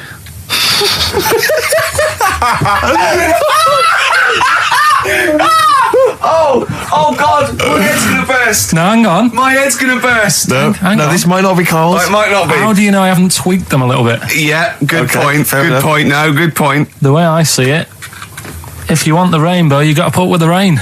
Yeah. Okay. All right. All right, yeah. Okay. Hang on. It's not here. Come on. Cat food. Cat food, come on. It stinks a bit, but if you don't put up with the smell, the little kitten will die. Steve, I don't know what to say. I don't know what to say. Imagine this in faking it. Imagine their faces when he says that, and they're going, "Oh my God." Oh. Carl, play a song, mate. We'll have to confer on this one. Well, that's just amazing, Carl. Just read them again. Two were real, one was fake. Go on in. Right. First one. Nothing is worth more than this day. Excellent. Next one. What does that mean? Well, cherish now, cherish your time. Okay. Because you can't get it back, and Yeah, you know that's the way I saw it. Carpe diem, whatever it is, seize the day and all that. Okay. If you want the rainbow, you've got to put up with the rain. Yeah, of course. Yeah, rough with the smooth. You know, it's not all plain sailing, but you know, rainbow's beautiful, but it comes because of the rain, which you might not like. So Yeah. make the most of everything, and Yeah. good. Cat food doesn't smell good, but if you don't put up with it, then the little kitten will die. Right, no, Carl, that is a good effort. Now that one's yours. I mean, obviously, right? Right. No, but it's a good effort, right? I mean, it slipped seamlessly into the others. Yeah. Don't think it didn't. No, but it's good. I mean, we knew it was that one. But what I will say is, it's good. But what you don't know, maybe subconsciously, is, I mean, it's very similar to the putting up with the rain and the rainbow. But that's good. Why do you think that? Well, What does mine mean? well, even though it smells bad, it's good for something. Right. So See, that's I didn't look at it like that. What do you look at? I kind of thought. Was yours more specifically about cat food, generally? Because normally it's an analogy. Yeah, or a metaphor for something, much bigger. Well, no, the way I mean, looked at it- Dolly Parton, who I think did the rainbow rain thing, she wasn't specifically concerned about weather conditions. No. It was a sort of general idea. It's all about life. Yeah. Well, that's what I've done. Go on, I've used an everyday thing Yeah. and put it with today's problems. Right. Go on. So, my girlfriend, yeah, she might like to go shopping for clothes. I hate it. Right. But because I love her, I put up with it. Ah, that's nice. Yeah? Yeah. So you love that little kitten. You can't stand the smell of the stuff you got to feed it. But because you love it, you go, well, you know, I'll put up with this just for a few minutes and then I can, like, squeeze its head later and give it a little... Sorry! Squeeze its little head. Yeah. Yeah, well, that's just the thing that I do with cats. Put it in a bag and drown it in a lake. I can feed it and then I can throw it against the wall. Exactly. So you didn't see it like that, did you? No, that's very good. So it's about love, is it? It's about putting up with the bad things for something you love. Yeah. Well, that's nice. But Carl, you seem now to be convinced and rather smug that you've tricked us and that you've fooled us and that we didn't understand it. Well, I say that's your fault, not ours. No, it's not, though. I mean, look, that man in Forrest Gump, he was a bit of a nutter. And he came up with the life is a box of chocolates thing. Yeah. Now, if that was in this book, you say, oh, yeah, brilliant, you know, good bit of work. But if he was sat here doing the show with you, you'd be taking the mickey out of him. Sometimes I feel he is. No, but Carl, I could. In fact, if people are out there, we're too lazy. Could you write down everything Carl's ever said? Because I think we could publish that. Yeah. He said one today. He saw my salamander. It's not a euphemism. He saw my salamander, and it's just sitting there in the tank. Your exotic pet. Yeah, and he's worried about there not being a lid on. And he said, I went, what were you worried about? He said, wow. He said it sits there for 24 hours a day, obviously planning to get out. Well, he's got nothing else on its mind, and it's, the daft thing is, he has actually got the lid ripped up a little bit. And he'll be looking up there, and it's going to get out. But what's the worst that could happen? What's it thinking? What do you think it's thinking, this salamander? It's got its eye on the DVD player. I can have Ian be down the market. Well, it's like those people who, those cab drivers that you'll meet at sort of 3 a.m. who've just got a car, and just went out with a car, and just I'll pick people up and charge them. Yeah. I got in one once. I said to him, a guy just pulled up. I said, he said I was in like East London. I'm going back to North London. I said, going to Swiss Cottage. He went, sure, hop in. We set off. He went, do you know the way? I said, well, not really, no. I thought you'd know the way. You're in a cabbie. And he went, no, don't really know the way there. I said, have you got an A to Z? He went, no. I thought, well, if you're going to go out just on the, just winging it as a cab driver, two things, take a map and a torch. He didn't have either. He said, well, I'll probably get to Camden. I said, well, I'll direct you from there. Drove on for about 5 minutes, making conversation. About 5 minutes later, he went, do you know the way to Camden? I thought you knew the way to Camden. I don't really know the way. I thought I did. Oh. It was loot. Let me out. £4. Exactly. And that's, I don't know who's got that sort of time on their hands that they just think it's 3 a.m. I'm at a loose end. I think I'll go out doing a bit of cabbing. Wow. Yeah. Because your dad was a cabbie, wasn't he? Yeah, he was, couldn't stand it, but it's good money. He was he wasn't like a chancer though. What was he doing when he put that little Forrest Gump in a weedy bin? That was part of the cab company thing. They had to do like a charity event once a year, and he did it one year. Never asked him again. Tell us the story again. I'd rather not, because we got a few sort of complaints about it. Why? Why did you get complaints about it? Because he put a kid in a bin, and it's not the thing to do. So, but we could use it as a sort of sobering lesson for people. Yeah, tell it like a you shouldn't do it. No, but that's how I did it last time. But people still didn't like it. All the stuff I tell you, we don't take the mickey out of people on purpose. No. It's real life, isn't it? And that goes on in life. Yeah. My dad was saying that in hospital, though. Do you know how he was in hospital? Yeah. He did some jokes about old people and that. And he said, at the end of the day, if something makes you laugh, it's funny. And if it makes you laugh, you can't help laughing, can you? Do you know what I mean? So, what are you meant to do? And laughing's good for you. Yeah. So... But being laughed at isn't as good for you, is it? No, but there's probably more people laughing at one person. So if you balance it out, there's only one person who's upset and there's a bunch of people laughing. So it's That's genius. Give me an example of that. Give me an example. Well, for instance, Karl Pilkington as he talks and the people listening. Yeah. No, give me an example of I can't because, again, that's what I'm saying. I can't tell you the story because there might be someone out there who... This person might even be listening and think, I forgot about that and you brought it all back to me. So I'd prefer to leave it, but I think people know... Why did he put him in the bin in the first place? Because he was getting out of hand. What was he doing, though? You see, I can't explain. You can, don't be silly. I prefer to leave it, honestly. What was he doing? Was he annoying him? He was annoying my dad and the other people in the cab. Right. And he thought, how can I deal with this before it gets too out of hand? Yeah. He pulled over and put the lad in a wheelie bin. I'm gonna burst. So we'll leave that.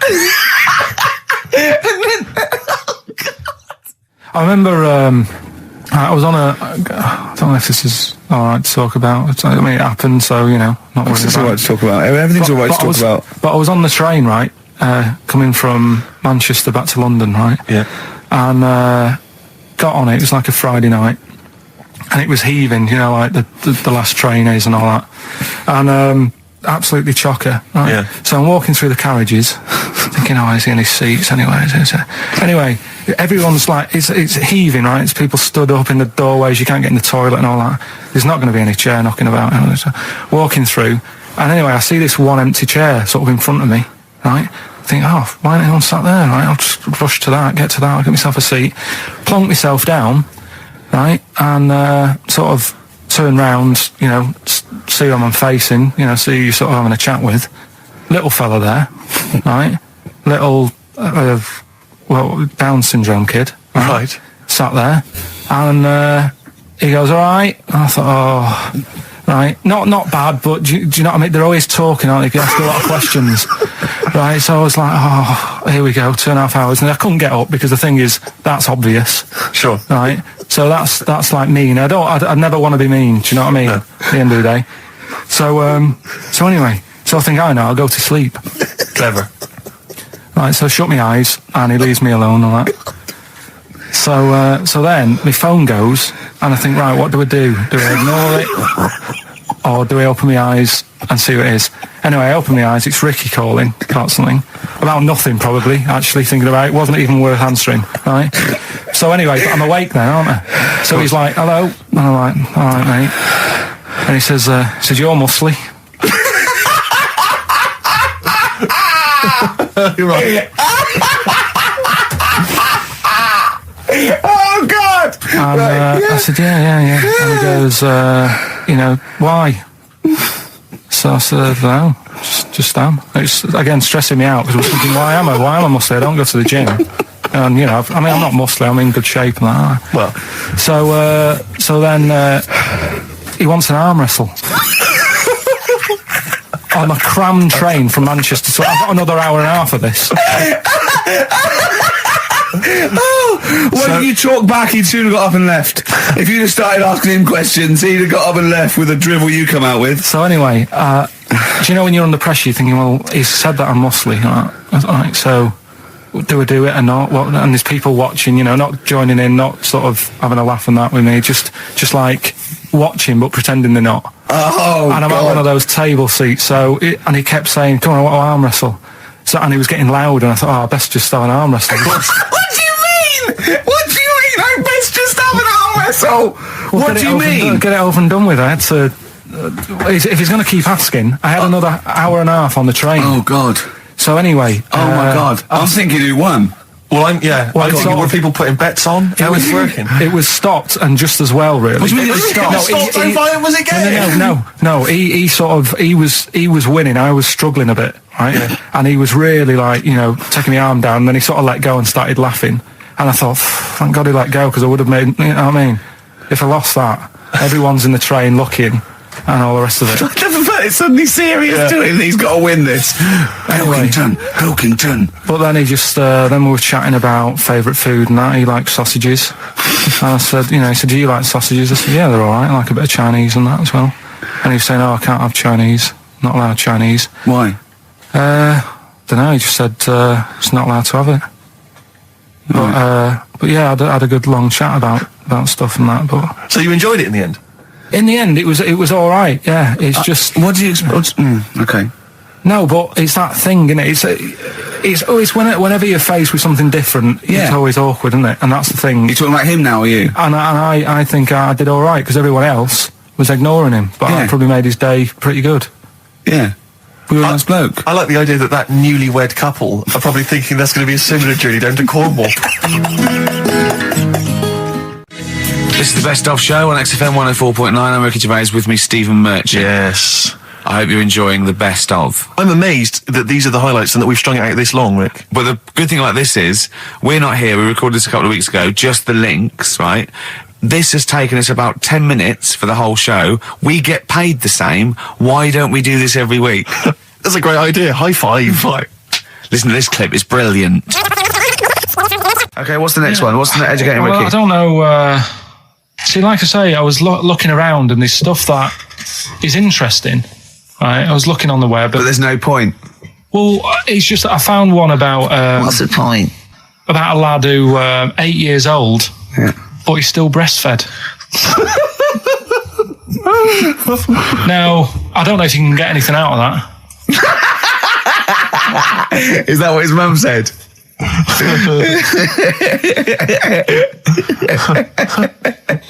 So, What do you mean? I don't know if I can get anything out of that. You don't need to. No, it's just that, you know. Where did you read that? That was on the internet. Oh, well, yeah. You're always unspecific when you mention it. It's just it was on the internet. Well, I'm trying to think what I put in. I think I put in Y to see if I'd confuse the computer. And then, Go! You are... no, No, honestly. I did a search, put in why, and he came up with funny things that, like, why is this person doing that? Why is that? And it had a picture of this 8-year-old lad, sort of, you know, on his mum's nipple, and it was saying, you know, is this healthy?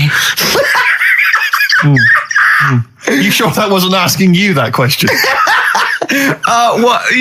I put in why? Just to confuse the computer. Like, we go, what do you mean? Yeah. Stop it. Yeah. Oh, look, yeah. Last week, I was walking home with him, and I went, he was saying something stupid, and I went, I've got a competition for next week. Let's do a phone-in, and it's called Karl Pilkington, Genius or Fool. Yeah. Right? And he went, No. I went, why not? He went, well, it'd be confusing because they say there's no difference between genius and being a fool. We do that, don't we? No, but it's rubbish. And people say there's a fine line between madness and genius. And, you know, it's a ridiculous soundbite. They don't say there's a fine line between a genius and an idiot. Well, the people who do are idiots. Yeah. So what would you do there, though, just to sort of wrap that little thing up? What would you do? That lad loves his mum's milk. What are you asking me to come up with? No, I'm just... A title for the story? No. It's just what would you do? Right? What do you mean, what would I do? Well, it's causing a bit of a problem in the area, right? What area? In America, I think it was. Oh, America are a problem, are they? George Bush is worried about this kid who's breastfeeding at 8. Imagine it like this, right? Right. No, so Carl, what are you asking me? About this spurious story you saw on the internet? I saw on the internet, there's an 8-year-old lad, he likes his mum's milk, and it's saying, is this right? Should it No, be it's going not. on? But what What do you want Ricky to do about it? It's not his responsibility. Yeah. No, but the little town that he lives in, they're all causing an uproar, right? Going, this isn't right. You know, I can't let my kid play out in case he's in the garden with his mum getting a bit hungry, right? So, what should they do? Because his mum's saying, well, he likes it. Yeah. And he, you know, what do you do? I don't know the laws. No, but I'm not asking you to sort out the laws. I'm just saying, if you lived in that neighbourhood, what would you say? If you went up to him and said, look, everyone's getting a bit fed up with this, look. I'd say, what would I do? What do you mean, what would I do? what are you asking me? Right, it doesn't matter. No. What are you asking me? What are you asking me and Steve and the public? I'm just saying, say if you live next door to this woman. Yeah. Right? The kid's hungry, 8 years old. He's out playing on his bike and he goes, Mum, I'm getting a bit peckish. And he goes, all right, son. She whops one out. And he starts having his milk, right? You live next door, you're putting your washing out and you see this going on. You're getting a bit sick of it because it's gone on for months. 8 years, I assume. Why is it your business? Why are you such a nosy neighbour that you're concerned? What would you do, Carl? Let's turn it back on him. Yeah. What would you do? What's your solution? What would you do? Well, I thought I'd say, right, why are you doing this? And she'd say, because he likes it. And I go, all right then, put it in a bowl first. And you think that would sort that out? No, because I was thinking about the whole thing, right? And you do that when you're a baby and everything's all right, innit? Yeah. No one bats an eyelid at a little baby having a bit of milk from its mum's breast, right? Yeah. You'd almost say it was natural. But you grow out of it. It's like you don't see. It got me thinking about things you don't see, and you don't see. Did you put this into a computer? Show me things you don't see. What else don't you see? Well, you don't see like an old man having a Twix. You never. So what? You know the terrible thing about all this, Steve, is he's right. You don't see an old man I eating a know, Twix. that's a terrible thing. So what they have got, right? They've made old man toffees, haven't they? They've come up with Werthers. Is that a song? Oh God! You don't see it. So they've got their Werthers, right? Yeah. So, Look at him. You think Forget he's it. giving a lecture at Oxford? it's not going anywhere. No, go on. Sorry. Go on. I'm just saying. Right. You grow out of things. Yeah. And the old man, I'm sure when he was a kid, he'd have a Twix. Yeah. Now it doesn't look right, so he's having. It doesn't look right. So. Right. I don't think Werther's originals were specially designed for old people. I think they were sweets that just happened to have been made for years. That's why old people eat them. Yeah. They didn't go, hang on, there's a market here. I've noticed old people aren't eating Twixes. Quick, let's make some old man sweets. But the little advert, he gives it to his grandson as well, doesn't he? He goes, I have a Werther's original. I think it cuts though before he throws it back in his face and goes, get me a Twix. Into films and that. It's just that I only, I've just got the 5 channels and flicking about. And I'm not impressed. I mean, I can understand why more people listen to radio and stuff. Yeah. Well, not this one, but go on. Well, when was it? When was the last time I sort of sat down and had time? Because I'm always busy doing stuff and that. Sure. Moaning takes up about 3 hours a day. When did Wimbledon finish? A couple of weeks ago. Right. Found myself sat there, right? I'm not having a go. I know we've stopped Cheeky Freak of the Week and all that, right? So I'm not going to be having a go. Christ, I sat there. I'm scared. No, I'm not having a go. You've always got to remember that. Go on, just get on with it. Get on with it. I'll apologise after. I'm just saying, watching Wimbledon, it wasn't, one of the major games. It was little fellas in a wheelchair having a game. Little fellas in a wheelchair. Right. But for me, I mean, great. They're doing a sport and everything. But don't put it on the telly. What was up with it?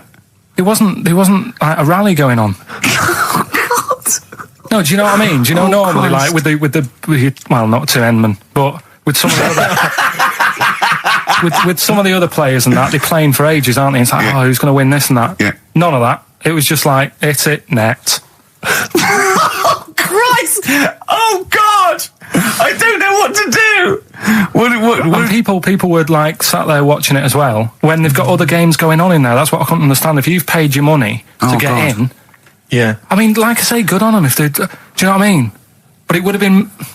And they all start first in the marathon. I just thought it would have, give them a game of swing ball or something. Yeah. You know what I mean? No, yeah, I understand. Oh God! Yeah. There's never anything on. XFM in the community. Let's play a tune. Ricky Gervais. Don't put my name to this last link. Don't put my name to this last link. Ricky.Gervais, xfm.co.uk. Magic, Virgin, if you're listening, we are available probably sooner than we thought. Just check, because there are rules in place, aren't there? Yeah. There was a big bust up in the week. I'm only allowed to wind him up. I'm not allowed to wind him up socially now. I'm not allowed to. What am I not allowed to do socially?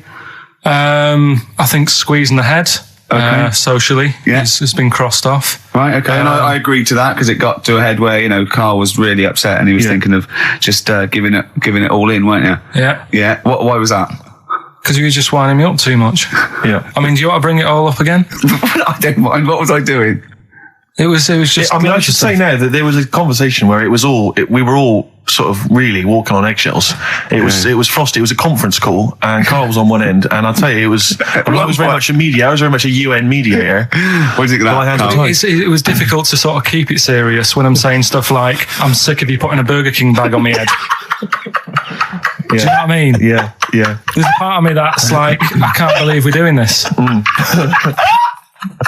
What I like about it is that I'm laughing and going, well, I won't do that anymore. And he's going, you can still do it on air. And like today, I came in, I went to squeeze Eddie, went at 1 o'clock. I love those rules. Yeah. I love those rules. Well, between the hours of 1 and 3 on a Saturday, you can squeeze his head, you can put a Burger King I back on can't wait. It's terrible. Oh, but dear. that all started last week as well, really, because I got in a bit earlier to do an edit for you on some track that had swearing in it, right? Yeah. So I get in early, he comes in, first thing he does is go to sort of squeeze me head. And my reaction was, not now, do it later. As if it's all right to do it later. So that's kind of what made me think this isn't normal.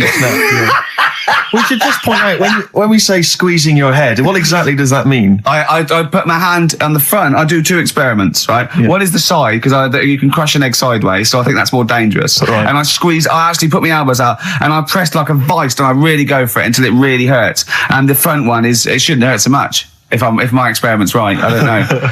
Well, it was all this that sort of, built up. Sure. And the research that you're doing there, Rick, is that going to be available online at some point? Well, that was the problem. That's what I was saying to him, because it kind of started last week. Well, it's been going on since we've known you. hasn't it, really? Yeah, but I just upped it last week. It got out of hand a bit. I upped it to when I think it got to ahead on Thursday when I filmed it. That was it, yeah. That's right. I brought in the cameraman to film me torturing him, and there was some people from the 6th floor being shown round. Yeah, some management and that, showing probably clients round. Sort of. They've probably been on all the different floors, same what all the different radio stations Dr. do. Fox. This is XFM, the sort of this sort of noise going on. Yeah. You see them all look down and saying, "Don't do that," right? Sure. They might want to spend a load of money. Yeah. Right? Yeah. And he's doing that. He's wrestling with me. He's filming it. So that's when I just thought, It's mad, isn't it? And then when we were having the argument on the phone, I was saying, has this been some sort of experiment? Yeah. He did. He said that, and of course I lost it. Yeah. But it's all good now. Do you want to squeeze his head before we play the next record? I won't at the moment, because we've got to get on. It's not right, and that annoyed me as well. Because I was trying to find out where he was going. I was filming him. I was going on waiting for Carl. Told Johnny he's meeting a mate at 6, which annoys me on 2 counts. And I'm just doing it to the camera.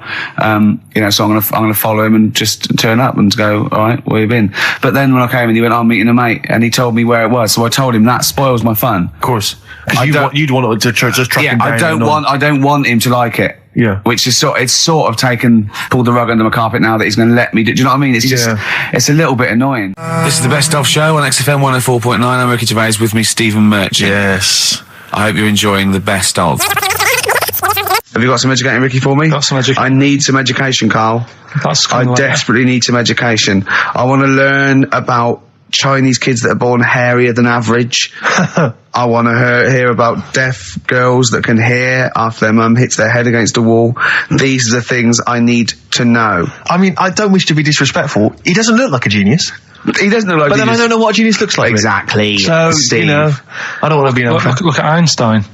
Yeah. Yeah. His mum thought he was mental as a child. Where'd you get that information from? That was in the Einstein book.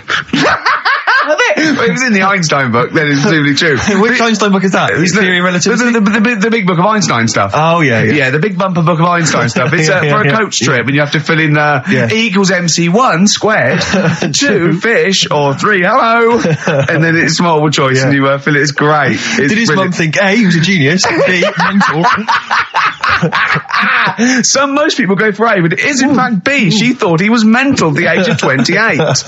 Oh, Carl, you never let me down. You never let me down. So have you got Educating Ricky for me? We've got Educating Ricky coming up. We've got Rockbusters. We've got Rockbusters. Great as seen and talked about in Heat. In Heat magazine. It's got really tough this week now. We're not messing about anymore. Right. Got some good prizes. Absolutely, yeah, we'll talk about those later. Because, I mean, was it last week that you had the classic? Was it, I can't remember, I'm paraphrasing, Carl, apologies. Something like, I'm here in Texas, I've fallen in a puddle, and my knee has got wet. Yeah. Wet Knee Houston. Whitney Houston. Yeah. Also, it was last week when there was a little bit of confusion over the one for Holly Valance. Right? Of course. I don't think it was confusion. I think it was your error. Yeah. No, it wasn't. And it was Holy Valance, and you meant Pelmet. Then Becky, who called up that time and said, if you're getting mistaken with Pelmet, right, she sent me an email in a week saying, I've done a bit of research. Yeah. It was my fault. I've made an error. Yeah. It is a Valance. Okay. And I know about Valances. As I told you last week, at the very end, my auntie loves them. Yeah. Right? She makes them. She started off just like putting them on top of the sort of window around the curtain. And then she thought, I can do more with this. Yeah. And she had a little coffee table that had magazines underneath. And she said, I'm sick of seeing them magazines when I'm sat down. She sounds like a Pilkington. So... I'm sick of seeing them magazines when I sit down. So she put a Valance around the table. Yeah. She just got Valances around everything now. Yeah. Then, next step, She tapes everything. She never actually watches telly. She tapes it all because she gets sick of listening to the adverts and that. Yeah. So she tapes everything. So she's got loads of videotapes and that. And the video used to get on her nerves. When she was watching a film, she'd see the clock changing. Oh. And it distract her from the film. So she put a balance around that. Yeah. That's genius. Yeah. So, That is Or is it mental?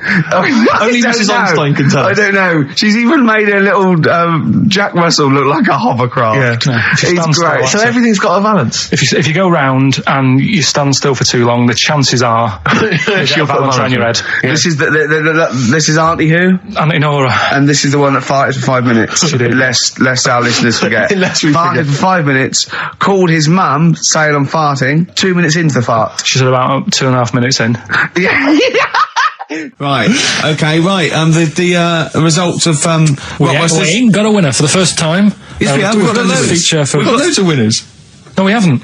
We've done this feature for 3 weeks. This is the first time I've managed to sort of Well, let's go through them then. What have they got wrong? the first one. The first one. What was The first one, yeah, the first one. Well, hang on. Let's do them in reverse order for a second. So what's the last one? The last one, the clue was that bloke does sport on the telly and he's got a little kid. What's that? That's Destiny's Child. Des, who does ITV Sport, that's he's got terrible, a tiny man. child, right? No, terrible. that's fine. They got that. Okay, Destiny's Child. Des- What's the one? Des What's the Tini's middle Child. one? Well, the middle one, right? Child. The second one was he doesn't like women, yet he's got a couple of kids. That's a bit weird. Yeah. Right? That was PD, that was Puff Daddy. That is offensive. Go on. But it's not Puff Daddy. It's Puff Daddy. And he's not even called Daddy anymore. He's called P. Diddy. Well, Okay, fair enough. but they got that one. Yeah. Yeah. And if I'm being tight, these lot are as well. Yeah. Yeah. Tight means something in Manchester. Go on. Right? And the first one that they're having problems with, I don't think them birds should be allowed in this They've area. got it. Boyzone. It's not Boyzone. What's the clue again? I don't think them birds should be allowed in this area. That is perfect. A boy zone. No birds. No women. No women, yeah, birds, right? A boy zone. Sorry, Carl. If that isn't the answer, their clue is better than yours. That is brilliant. What was yours? Boy zone. It works perfectly. What's your answer then? Bangles. I have no idea what that means. Like seagulls. So you don't want them in this area, so you're banning them. Bangles.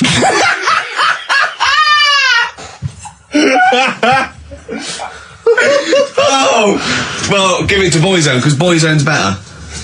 Don't use birds being allowed in this area, it's a boy I think zone. we should have a rollover. Carl beat them. Carl beat them. You have to use his logic, But surely. theirs works. You can't do what am I thinking. No, that's not what I'm thinking. It perfectly. It works perfectly. I think you've got to give it to the ones that got the boy zone. Well, how about, right, because they didn't actually get into my head and my Well, way of thinking, heaven right? forbid. How about we just keep back the David Attenborough and they can have, I'll chuck in the Hellraiser, right? Okay. and Blondie album and the Madness Yeah, one. okay. Pick a winner at random. Pick a winner, Steve. I'm going to give it to Paul Sloman, who got those answers, and he also says, P.S. Carl, you're a moron. So I'm giving that to Paul, and good luck to him.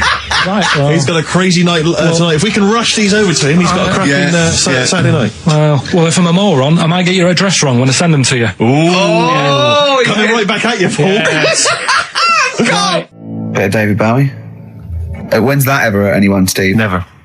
Lady Stardust off Ziggy Stardust and the Spiders from Mars on XFM 104.9. I'm Ricky Gervais, Steve Merchant. Karl Pilkington is in the middle of educating me. Colon then, educate me. Did I tell you the time when the doctor said I was going to die? All right, keep talking.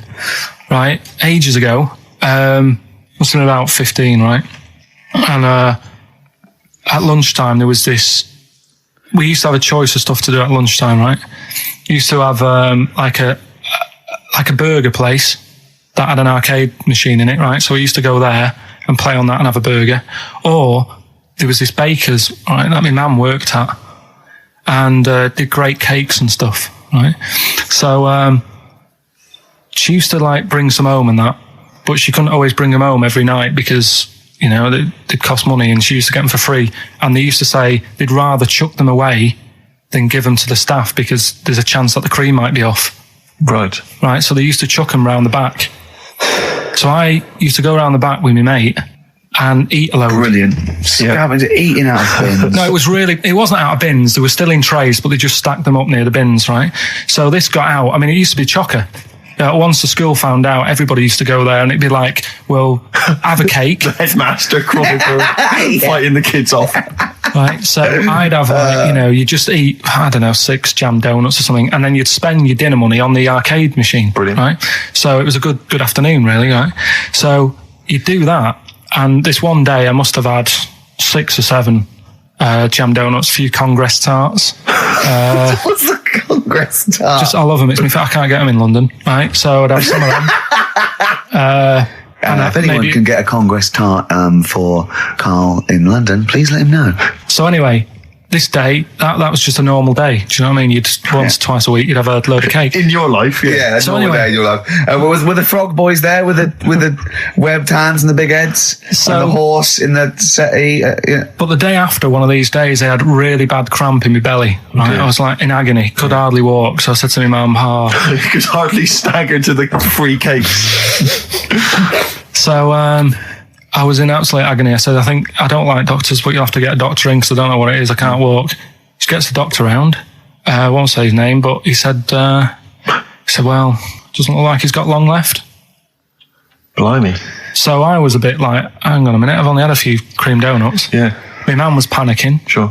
He went. My dad came in from work. She said, something's really bad with Karl. I think it's serious. The doctor said he ain't got long left.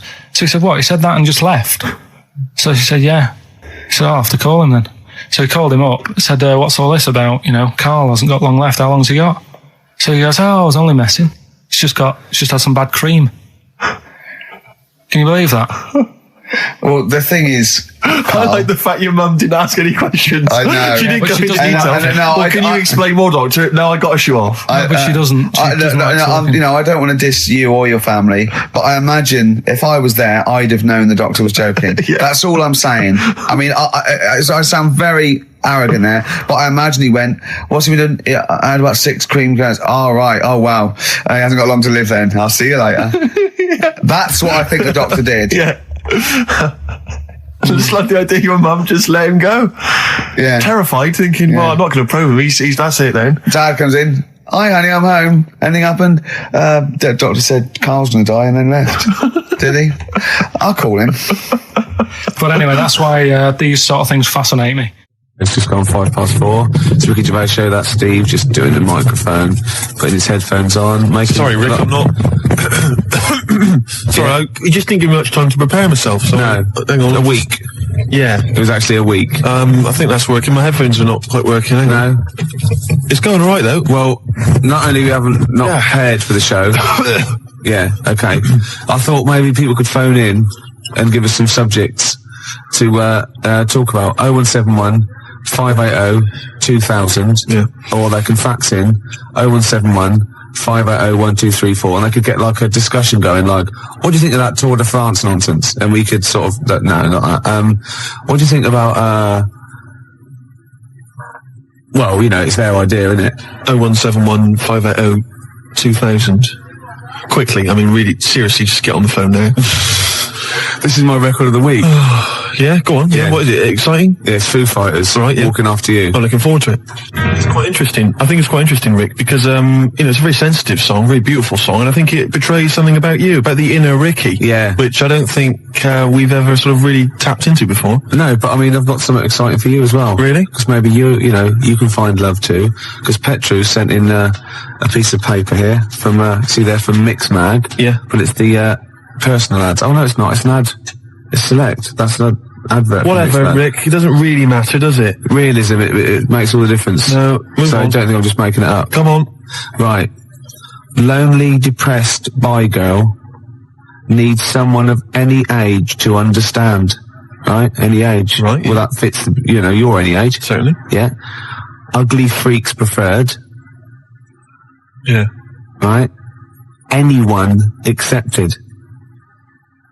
Well, I'm in there. Well, don't count your Excuse me? chickens. Don't count your chickens. Confidentiality and honesty assured. Yeah, that's fine. Reply guaranteed. Give it to me now. Now, I know what you're thinking. No, Because she said, give it to me now. I know what she said. I know why you're thinking. She's any age, which you fall into nicely. Yep. ugly freaks preferred, so you're at top of the list, and anyone accepted. See, but I don't think she realises quite what you look like, because you're not in her framework. Do you know what I mean? So I still think you might be disappointed. No, Gervais, this will work. This will work. Let me see this. Let me press bi girl on it.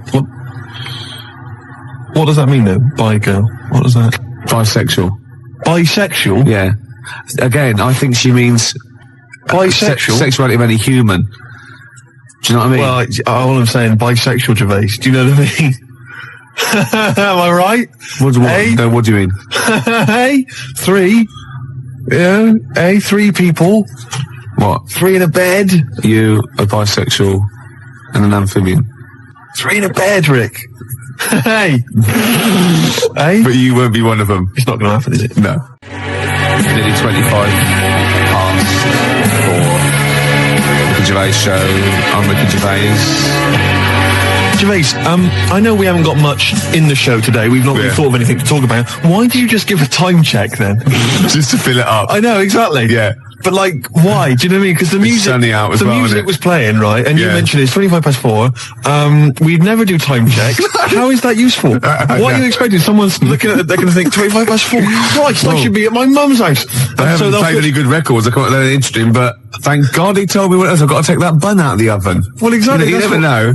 But you don't want to tell. Or they probably just realised something good starting telly. Well, exactly what I was going to say. Don't say it's 25 past 4 because who knows? I don't know. Maybe the Antiques Roadshow. No, BBC always start things at 25 past, don't they? Yeah. And 5 to. Well, you're a fool. That's what I'm saying. There's no reason for. Why do they do that? Why do they do that and not on the hour like ITV? You know where you are with ITV. BBC 10 past, quarter past.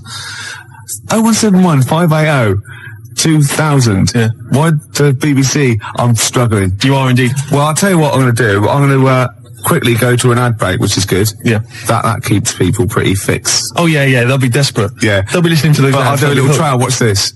But after that, if you can hold out for 40 seconds, we've got the new one from the Manic Street Preachers. You've got to be happy with that. I'm loving it. Gervais, before we do it, go on. I watched Team Knight Rider yesterday. You didn't? You've seen it? It's a new sort of thing. Must be made 10 years later. And it's instead of just the one Knight Rider car, it's a team of them. A fleet of them, Gervais. Team, I think it said teen. No, teen Knight Rider. Yeah, when he was little, he had spots and he was a little bit embarrassed. On like a little sort of scooter. Yeah, and you go to the girls and go, hello. Do you want to oh. Yeah.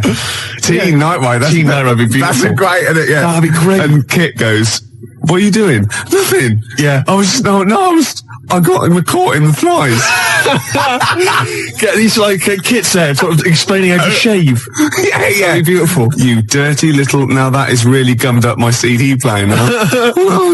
I'll stop it there, surely. Oh, Team Knight Rider. Team Knight Rider. I'll tell you, if we get on to talking about telly programmes, Gervais, we'll be here all night. Yeah. Won't we? Yeah, well, it's about 25 past 4 now. That's brilliant.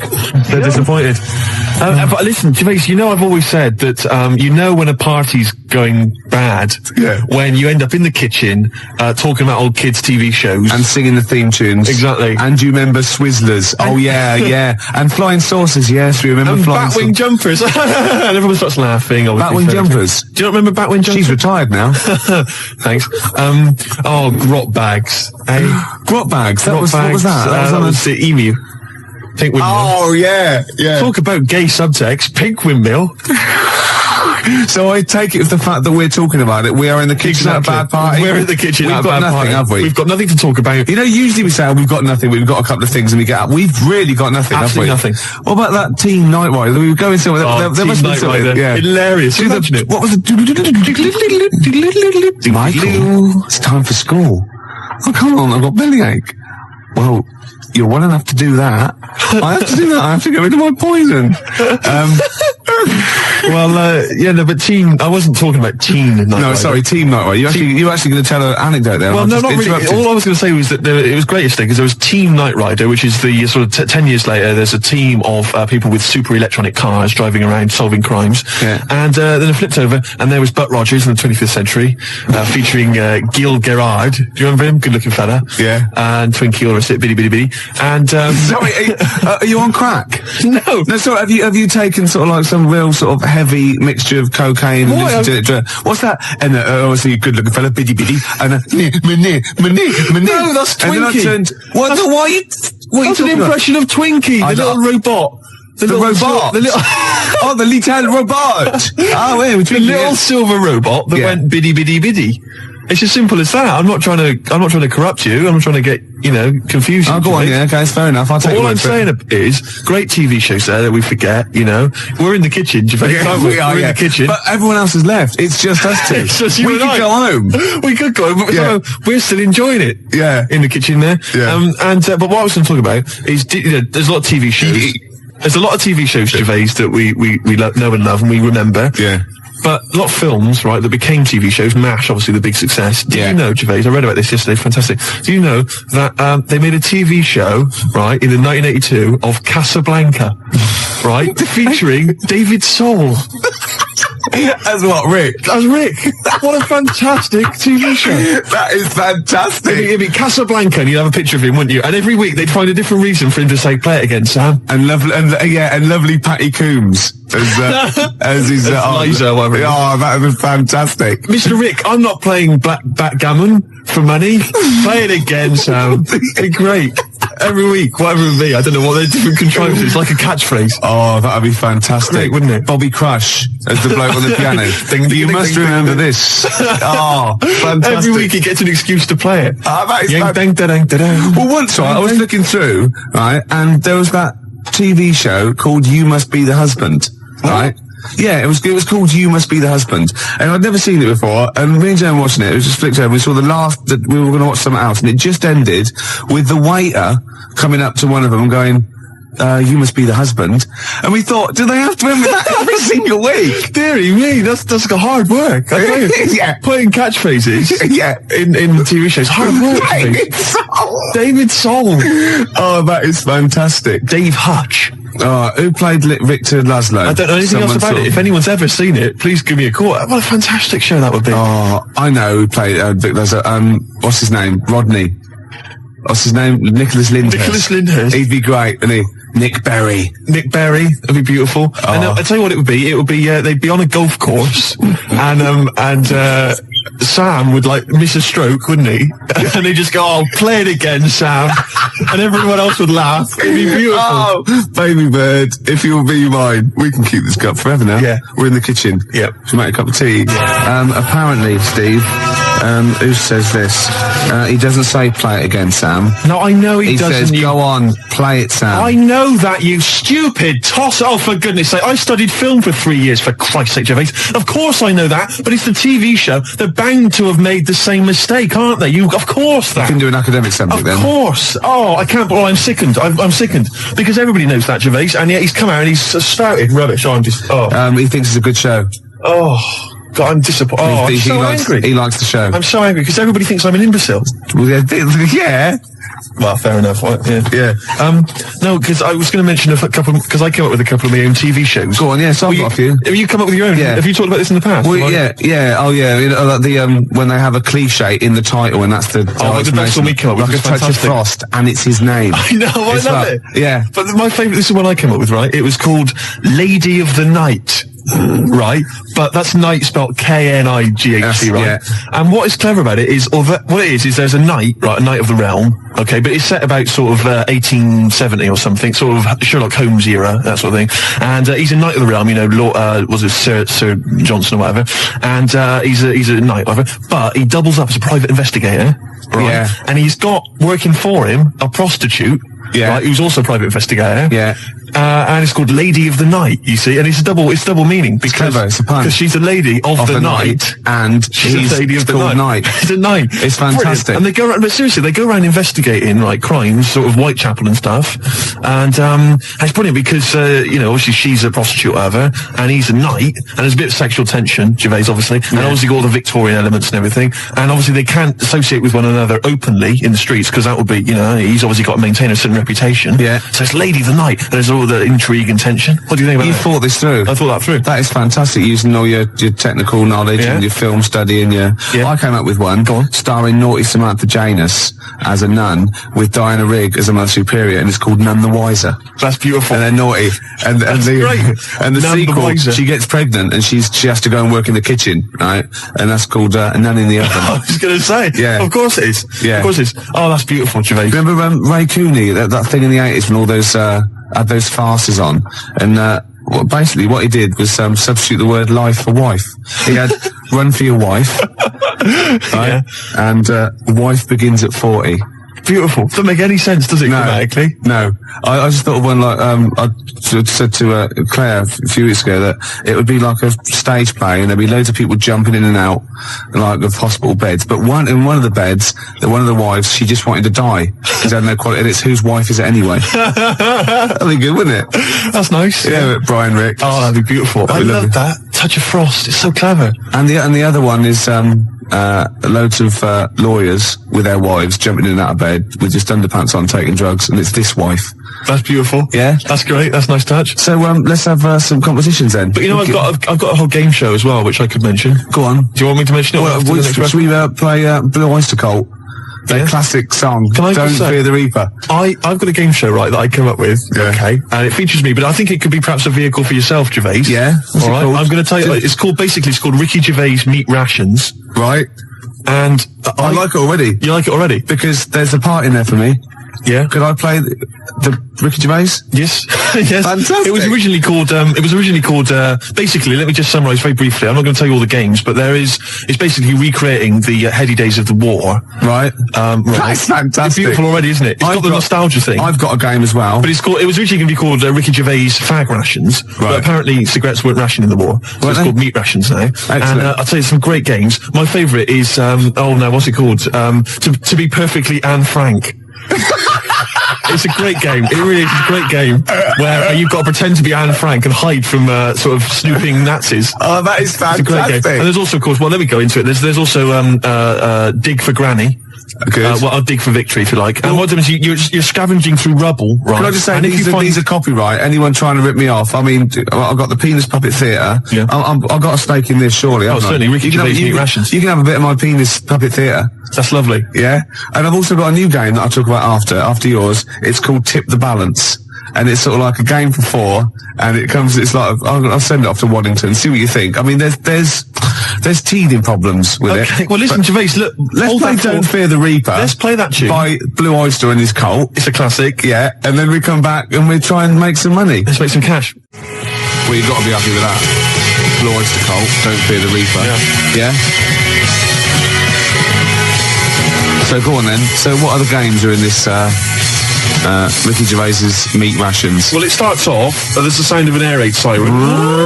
Yeah, I like it already. And we came up with, start queuing up, Mum, for Ricky Gervais Meat Rations. Excellent. Do I look like sort of Walker out of Dad's Army? Yes. That is fantastic. Now you come in. Yeah. And what it is, the set, right, is kind of like half of it is an old sort of East End pub, and the rest is kind of rubble and debris, and a skyline of ruined, Britain. And what it is you come in, you're fairly sort of sharp and dapper, and of course Chaz and Dave provide the music throughout the show. And you know the Dolly Bird that usually comes on? She's a woman with like curlers with a little scarf on it. That's right. She comes out with those little floral aprons. You've got it. You've got it. Fantastic. And there's a game show. There's a bit in the show called Roll Out the Barrel. Yeah. I don't know what happens in that. Yeah. Roll out the barrel. We could think of something. There's a barrel of fun, sort of thing. Yeah. And there's a dig for victory where you've got like a big pile of rubble, right? And you're digging through it, scavenging for food, canned food. But if you find like relatives or friends, you score extra points. Oh, that is fantastic. And there must be some sort of fun with like gas masks. Yeah. When you can all put them on and dress up as like, I don't know, one of the banana splits. Yeah. What could that be? Gas? Who snork? Yeah. Yeah. Well, possibly. So every week there's the real snork. Right. So it's like contestants come on, they put which one snork? Which one snork? Yeah. So you've got three celebrities. Yeah, who's a gas mask and the real snork. That's great. So you've got someone like Ted Malt's son, he pops one on. You got Frank Bruno, and Ginny Cooper. That's it. And they put their mask on and like a little outfit, and then the real snork is there, and you've got to ask them questions. Like you get like Bernie Winters and Henry Cooper going, number Number three. How long have you been in the banana split? And Jilly Cooper goes, about 6 years ago. I don't know. I think banana split's been going longer than that. No, I don't think it's number 3. What do you think? And Brady Winters go, number 1. How did you get the job being in banana splits? And it's from Ted Maltzan going, I answered an advert in the paper. That's not right. They were born. You know what I mean? And there's Chaz and Dave in the corner just going, na na na na na na na na na na na na na, yeah, with the real snorks, and they always the lights go right, and the one stands up and he sits back down again, and then the real snork, and the others all take their masks off, and they go, "Lovely Jilly, what are you doing now?" Well, I'm appearing Puss in Boots down in Brighton. Oh, that'd be fantastic. Wait a minute. What? Jilly Cooper? I don't know. What does she do? Oh, she's a novelist. She's a novelist. Oh, yeah. Now appearing in Panto. I'm not letting you book the guest. Oh, God. But wait a minute. What? I mean, I love your idea. Yeah. Who snork? Yeah. It's a bit odd, isn't it? How we started off with a kind of wartime nostalgia show, but now we've sort of featured sort of quite bad 70s animal things. Nothing wrong with the banana splits. But I like that. That's a good game. Yeah, okay, is that going to be like a special feature? So I'm just going to make a note of it, because we've got Dig for Victory, to be perfectly Anne Frank. Yeah, and who's Snork? Who's Snork? Yeah. Well, I'm full of ideas. I could probably help you on this. Oh, this is great. Well, what other... Yeah. Maybe we'll come up with some other ideas as we go Yeah, we've on. still got Tip the Balance to go. But can I just say, I did actually once try and pitch this. When I appeared on Blockbusters. Yeah. Well, I obviously met with a producer there, and I said, I got an idea for you. Have we talked about this on air? We talked about me on Blockbusters, but not about my pitching this thing. No, go on. And I said to her, sit down. I said, I've got a great idea. And I tried to bill it with me as the star. She said, who are you? Steve's Meat Rations. She said, why are you in it? I said, I am. Don't worry, I'm the one who can pull it off. Yeah. And she said, right, go on, what is it? And at that time, I had none of the games. All I had was the title, and she went, I like it, yeah, what are the games? I don't know. She said, if you'd have just said, well, stop me there, love, and just popped a gas mask on, and said, who am I? She'd have gone, Snork. No, it's not. We got an ad break, then we got a classic from Blur. It's 5 o'clock. So if you were going to watch that thing that started at 5:02, you missed the first 5 minutes of it. Yeah. So we're doing well with this new game show, aren't we? Yeah, we got a few ideas there. Ricky Gervais's meat rations. Ricky Gervais meat rations. I love that. It's a great idea, isn't it? We came up with another quick game, because obviously so far we've got Dig for Victory, to be perfectly Anne Frank, and Who's Snoring, which is possibly, I think, the most popular game so far. Yeah. And also we've come up with a new one, haven't we? Puss in Jackboots. Yeah. You get a beauty of the age. Say, come out. Saucy Samantha Janus. Yeah, maybe she comes out and she's got a little moustache on. Right, and a peak cap pulled low, and Nazi regalia, and you got Bernie Winters and Ted Maltzan and Jilly Cooper going. You're obviously, by the warm applause, you're much loved. Yes, I am. Oh God. Show business, and the audience clap. Obviously, yeah. Well done. I don't know. You're doing the Nazi accent very well. Are you an actress? Yes, that is correct! Yeah, it'd be great, wouldn't it? Could you salute in, please? Yeah. Very nice. Just I'll do a little Nazi salute. Yeah. Little click, that'd be lovely. I thought of a little quick game. And what's that one? That's called Puss in Jackboots. Puss in Jackboots. Yeah, lovely. I thought of a quick one. It's called Get the Hell Out of Hiroshima. Right, it's against the clock. Anyway, there's that's there as well. And we got any other ideas, Gervais? The Cure love song. Gervais, it's time for the game show everyone's talking about. Make Gervais laugh. Yeah, we've had an entry here this week. All right, and what it is, let me explain the rules. Somebody sent in a picture, Gervais. Right, I'm going to show it to you now. And if you laugh, then hopefully this young fellow wins a prize. It's from Neil in, let me see, Highgate. Oh no, I'm laughing already though. Are you? Yeah, because we'll straighten yourself out. Alright, okay. Straighten yourself out. Now, you've not seen this picture. Oh, it's been so disappointing if it's not funny. There's nothing worse than that, you know what I mean? I know. Okay. Well, I think you'll laugh. You run the risk. Well, that's the nature of the game show. Okay. Alright. And what's in it for everyone else who can't see the picture or cares? Nothing. Right, nothing. That's good. But then, you know what? We're not here for their amusement, are we? All right, we're busy men. We got things to do. We got to entertain ourselves. Yeah. But what I would say is, what is there in this show anyway for anybody else? Good At point. least we get a laugh. Yeah, okay. Now, Really? what would you say? Well, the other thing though, is there a prize for Neil? Yeah, if I laugh, What can you give him? will you give him sort of like a chuckleometer? You go on the Ricky Gervais's chuckleometer. The chuckleometer. Yeah, it's up to 10 CDs. Right. Oh, really? Yeah. Oh. Okay. All right then. Well, okay. Because that first one we did ages ago, that was up number 10, wasn't it? Yeah, 8, 9, 10. Yeah. Right. Here comes the picture. I think it looks to me like it's an internet picture. I'll be honest with you. You ready? Yeah. Okay. Here comes the picture now, Gervais.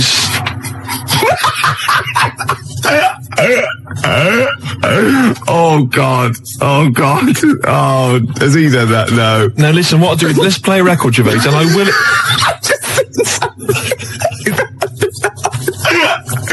Don't explain it. We can explain it. We can explain it. No, don't, please. Right, no. When I was about 16, my nephew got mumps, and all the men in my family were really worried, right? And I soon found out why. You know, obviously, if you get mumps when you're an adult and you haven't had it before, you go sterile, or it can cause sterility. Really? Yeah, yeah. And I was about 16, and this worried me, and I went to her and I said, have I had mumps? She went, you've had one mump. Now, I don't know what mumps are or is, but I'm pretty sure you can't have a mump. Or, I think she meant that one side of my face swelled up, like a gobstopper, it was. But what is a mump, or what are the mumps? I mean, it's a viral infection, isn't it? I don't want to embarrass myself. I don't want her to be right. Like, I don't know. Can you have a number of mumps or one big mump? What if you had one big like mump? like a hunchback for a while? You're just like you're mump backed for a while and just walk around. You mump back. Yeah, and you don't remember because it's always when you're very young. You mump back, but yeah, exactly. But apparently I had one mump, so I could probably one of them, just one of them went a bit sterile. Can you? So you can become sterile if you have the mumps when you're an adult? Apparently, yeah. Can you, I mean, does that, for instance, it doesn't cause, say for instance, an adult had the mumps, right, and then he sort of had sex and he gave birth to a child, his wife gave birth to a child. Yeah. That can't cause any other problems. It can't cause deformity or anything. It's just, no, because it's just my dad had the mumps. I don't know. We should get our facts right, really. If there's a doctor out there, I mean, can mumps cause sterility? How does it do it? I have stories about, my teacher, his mate, had to have them, they swelled up, and he had to put them in cotton wool for about a month. God almighty. Because it can, you know, mumps aren't fun. No, I'm not saying it. I mean, well, I can say maybe you've had mumps and now you're sterile. That could be mumps aren't fun. Yeah. That's like go to work on an egg. Isn't it? Yeah. Who said that? I was having an argument with someone about who said go to work on an egg. Someone said it was that William G. Stewart bloke who... No, it was Faye Weldon. No, it was Salman Rushdie.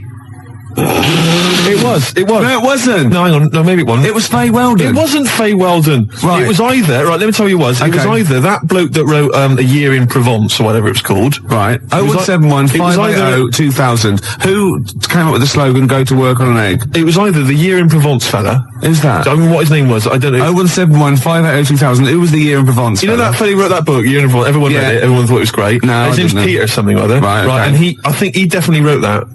Salman Rushdie came up with something. I think it was the year. See, again, I'm thinking that maybe it was the egg thing. But I would say as well that fella that wrote Year in Provence, he also came up with the, the Fat Willy cartoon series. What a hilarious series of books they are. Not Fat Willy, is it? It was called Fat Willy, wasn't it? What's the one, Where's Willy? That's Where's Wally. Where's Wally? Where's Willy? That'd be pretty straightforward every time, wouldn't it? There's a fella there. No, not where you come from, it wouldn't. Oh. Well, there you go. Well, Peter Mayle is the name of the bloke who wrote Year in Provence. Thanks to Neil. And also, Neil says that Salman Rushdie did Naughty But Nice for the cake commercial. Now, I still don't know who did go to work on an egg. I think it was Faye Weldon. No, it was Peter Mayle. Do you reckon it was? Yes, absolutely. Absolutely. I'm gutted. Yeah. And you very rarely, Jerry from Balham, you very rarely go sterile from mumps, but it is a viral infection, yeah. It's such an informative This programme, exactly, Steve. Yeah. It's like a public service. It really is, isn't it? And we treat things sort of sensibly and maturely, and we give out, the correct information. I'll be honest with you. It's safe for kids to listen to, isn't it? Well, imagine if you were in the... I mean, this happens to us all the time. You're in the pub and someone will say, well, his mum's a problem. Is it going to cause infertility? And you're there just saying, Well, I was listening to Ricky Gervais, and... It's very rare. It is a viral infection. And do you know who did go to work on an egg? They went, no. Peter Mayle or Faye Weldon, we're not sure. Possibly Salman Rushdie. No, definitely wasn't Salman Rushdie. That's quite incredible, though, to go from writing naughty but nice about cakes to having to live in a hole for the rest of your life. I used to write when I was at school. Oh, yeah. Now, I didn't watch sort of kids' programmes when I was growing up. I watched sort of crap adult ones. ITV on the telly from 12 midday through to like midnight, and I'd watch all the police series, Police Story, Charlie's Angels, Steve Austin, and Teen Knight Rider, yeah. And I wrote this essay at school, and I just couldn't stop, and I started serialising it, and every time I just kept writing. I was sort of like, people were reading it at school, and it was about a New York cop who was as hard as, you know what I mean? Yeah. And I worked out what his name was. Now, God, this is how television influences me. Because it was one word name, which is his surname. That was the title of the book, title of the series, and that's what all his friends called him. Right. It was called Jezuk. Jezuk? Yeah. Jezuk. Yeah, I thought it had a Z and a J. Jezuk. Yeah. Do you know, it does sound so close to like Pillock or Jesse. Yeah. Or Nonce. No, Nonce. There's no Nonce. Well, do you know what I mean? The cross between sort of Jezuk. Like Pillock and Jism. Damn you, Jezuk. Yeah. You're off the case. Give me the badge. Keep the stinking badge. I don't need a badge to be a cop. It was all stuff like that. And he'd first do, yeah. And so he'd look at his gun and go, this is my law.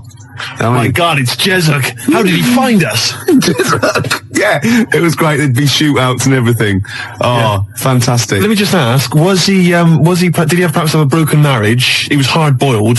He played by his own rules. Didn't he? Yeah. I imagine. Simultaneous with this. He was a bit of a drunkard as well, had a bit of drink. No, he didn't drink, oh, no. He was a good looking fella. But he was letting himself go. He was a bit hard bitten. Yeah. And the other thing I was sort of simultaneous, which was more of a novel. I wasn't serious. I was actually writing a novel, and I got like 3 exercise books, right? It was about this kid, right? Oh, God. Right? He saw his parents just brutally murdered for no reason by a gang of outlaws, yeah? And he buried his father, and he knelt down on the grave, and he said, looked up, and he goes, as God is my witness, I will avenge thee. And then he sort of went to the store, and he got loads of bullets, and he practiced, and he was the fastest gunner. He was only about 16. Yeah. His name was Jody Barnes. Jody Barnes is alright, yeah. Yeah. Imagine, that's nice. Yeah. Oh, fantastic. Have you still got any of those exercise books? I ain't not. That would be the incredible. teachers used to sort of like, I must have gone, yeah, it's good. I must have passing around the, he's done another one. Gervais has written another episode of Jezuk. Yeah. But I say, seriously, if you brought one of those in and read it out, I'd be entranced. Imagine it. Seriously, that'd be great. Do you think the your mum ramblings of a twisted 14-year-old brain that only ever watched ITV cop shows. Do you think your mum might still have some copies of Jezuk? No. Was it like sort of, the initial one was like Jezuk, then it was like Jezuk abroad, Jezuk in Paris, Jezuk on safari. Yeah. Here comes Jezuk. My mum, Return of Jezuk. I liked that Jezuk. He's a proper man. Yeah. He's not like you. But Mum, I invented Jezuk. You're a Nazi. You couldn't be like Jezuk. He's in my mind. Return of Jezuk. Here comes Jezuk, son of Jezuk. Oh, it's fantastic. What if Jezuk met Jody Barnes? They'd get on. They'd have no quarrels. They could team up. Oh, it'd be fantastic. After the break, a little bit of Lars. Teen Jezuk. Still here then. Gervais, you've embarrassed yourself. Oh, just shut your ugly gob, you bug-eyed, anemic, fish-faced tosser. Nice to have you back. 4:05 on a Sunday, Ricky Gervais, XFM 104.9, London's only alternative. Steve. Yeah. You know we gave away those CDs. Hey, great giveaways. Just good radio, isn't it? We've got CDs to give away, tickets and that. It's good radio. Mm. Do you remember who won them? What, last week? Yeah. Well, no. Right. I've got to get them back. What, are these the CDs that we took from the library? Yeah. Anyway? I've got to get them back. 0171 580 2000. If you won those CDs, could you give us a call? Well, why should they bother? They're probably busy listening to them. Do you know what I mean? You can't give something away and then take it back. Yeah, I need big time. I've got to get them back. We've had a bill for the computer as well. That's mine. No, it's not yours. It is it's mine. Not yours. I procured that. That is mine now. No, that technically counts as ownership. Listen, Gervais, it's not yours, all right? I've told you this before. I've explained this to you 100 times. What? All right? If you urinate on something, yeah, it is not yours. It does in the cat world. That's what cats do. That is what cats do. They go around their territory. That's theirs. They urinate on it. That computer's mine. If a cat urinates on something, right? Yeah, in its cat philosophy, it owns that. I agree. That's a sort of what do you call it? A sort of territory thing. What's the difference? You're not a cat. No, I know. You're not a cat. That's discrimination. No, you're not a cat. You can't live life by cat rules. Well, I've got loads of stuff like that. My flat's full of stuff that I've got like that. What? Yeah, I've got 2 telephone boxes. Right. I've got a cash point machine. Yeah. Glyn was furious. He was getting out money. Right. In the film. Side of a church. That's yours. Yeah. 2 BMWs. Well, I had 2. I've got 1 now. What happened? The second one, the owner caught me, and he started doing the same. And because I started first, I finished first, so he finished last, so it was technically his again. Is that how it works? Yeah. If I piss on something, then that's mine. Yeah. But if someone else pisses on it, then that's theirs. Yeah. Is that how it works? Could you say urinate? This is XFM 104.9. They are mine now. They're not yours. They are. They're not. They're my shoes, Jimmy. Yeah, and they're mine now. No, they're not. I can't believe. This is why I don't want to do this anymore. Why? I can't believe you. They're my shoes now. That is ownership. That counts. In the cat world, they're my shoes now, and some of the carpet is mine as well. In the cat world, yeah. Wow. You cannot live your life by the rules of the cat world. I can. What does your girlfriend? What's this? Oh, not many people can do that. XFM 4.9 quarter past. How do these sort of little theories of yours develop? What? They come in my head. Then they're alright. Then I like them and they happen. Right. Then they're mine. Yeah, it's fine. It's fine. Okay. Yeah. What do other people make of the fact? They go along with it. What, your girlfriend? Yeah. And all my special friends and the friends that I make. Does she mind that your flat looks like an East End lockup and stinks of urine? No. She don't have a problem with that? No. The sinuses are gone now. Completely gone. Her sinuses are gone? Yeah. The Charlie? Yeah. Oh, I thought as much. Well, I know what you rock and rollers get up to, Gervais, in your spare time. Oh dear. It's beautiful to see you again, though, because we thought you would. I'm looking good. We thought you'd be gone forever. Why? But you're back. Yeah. It's beautiful to see you. I'll be around for anything planned? I didn't expect. It's like my life. I didn't expect to be here this long, so anything is a bonus. You know what I mean? Yeah. Any plans for today's show? Got some more records than that, and some absolute dribble. Right. Yeah. Packed into 2 hours. So no different. No. Great. Well, it's going well. Going well. I've got a little competition. Yeah. Which I'll maybe introduce after the. Is there anyone mad enough to sleep with me competition? Is there? I'm not doing that one again. All right. I've got a different one. Yeah. I've got a different competition. Keep calling the Samaritans, please. We don't do that sort of thing, sir. Please. Or else. Can't threaten the Samaritans. Why do you like that song so much? Because they're singing about you being an ugly tosser, alright? Just gone 20 past 4. Gervais, I hate to kick people when they're down. No, you don't. You like it, and you like people twitching when they've been badly hurt.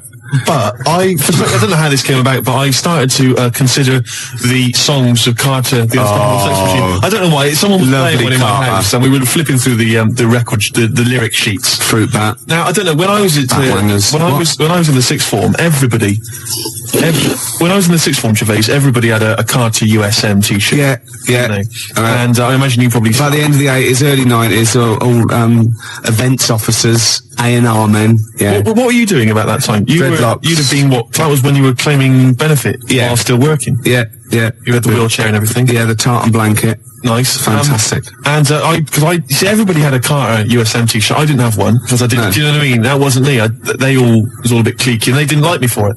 Yeah, it wasn't because of that though, was it? It was because they sort of had like symmetrical heads. They were running in their human packs, weren't they? And just ostracising you. Go, oh dear. Those start. Yeah. Right. I'm just looking through the lyric sheet. This is from the album 1992, the Love album, right, by Carter. Yeah. Just give you a taste of some of the lyrics. Yeah, go on. Which we thought were so profound in 1990 or whatever. I never did. This is from the track "Look, Mum, No Hands." I should point out that many of the titles of their songs are appalling. There's obviously my favourite, possibly the worst, is "The Road to Domestos."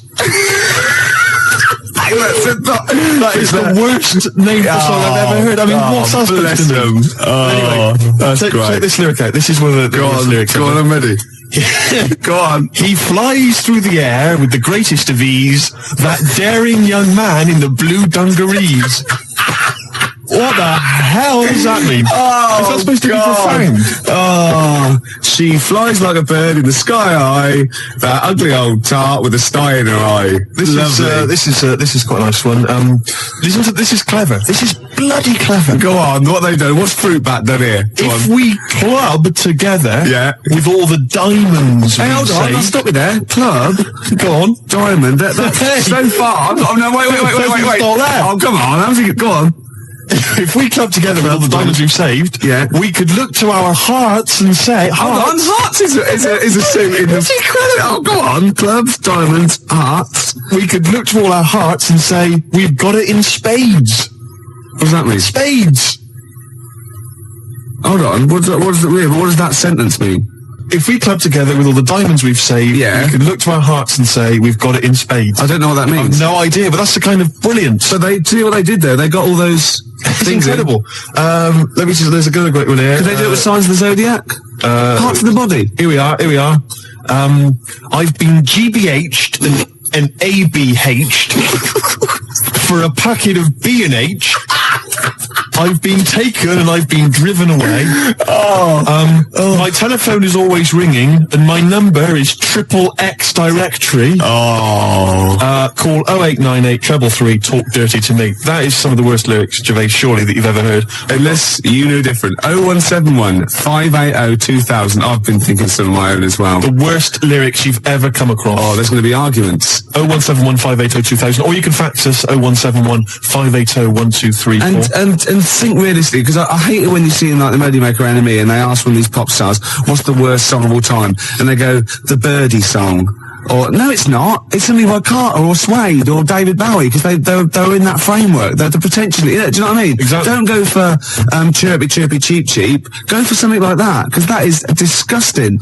Let me just tell you, this is my final one before we go away, which is, yes, sorry, boy, there's nothing worth living for, but it really ain't worth dying for, so just say 3 Hail Jesus and Mary chains.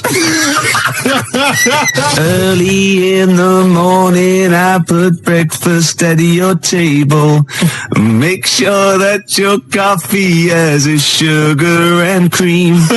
Your eggs are over easy. It's sort of like a breakfast song. I can't remember it. Because I'm not your superwoman. Doom, doom, doom, doom. Yeah. This is, I've never heard this. There's one great bit as well.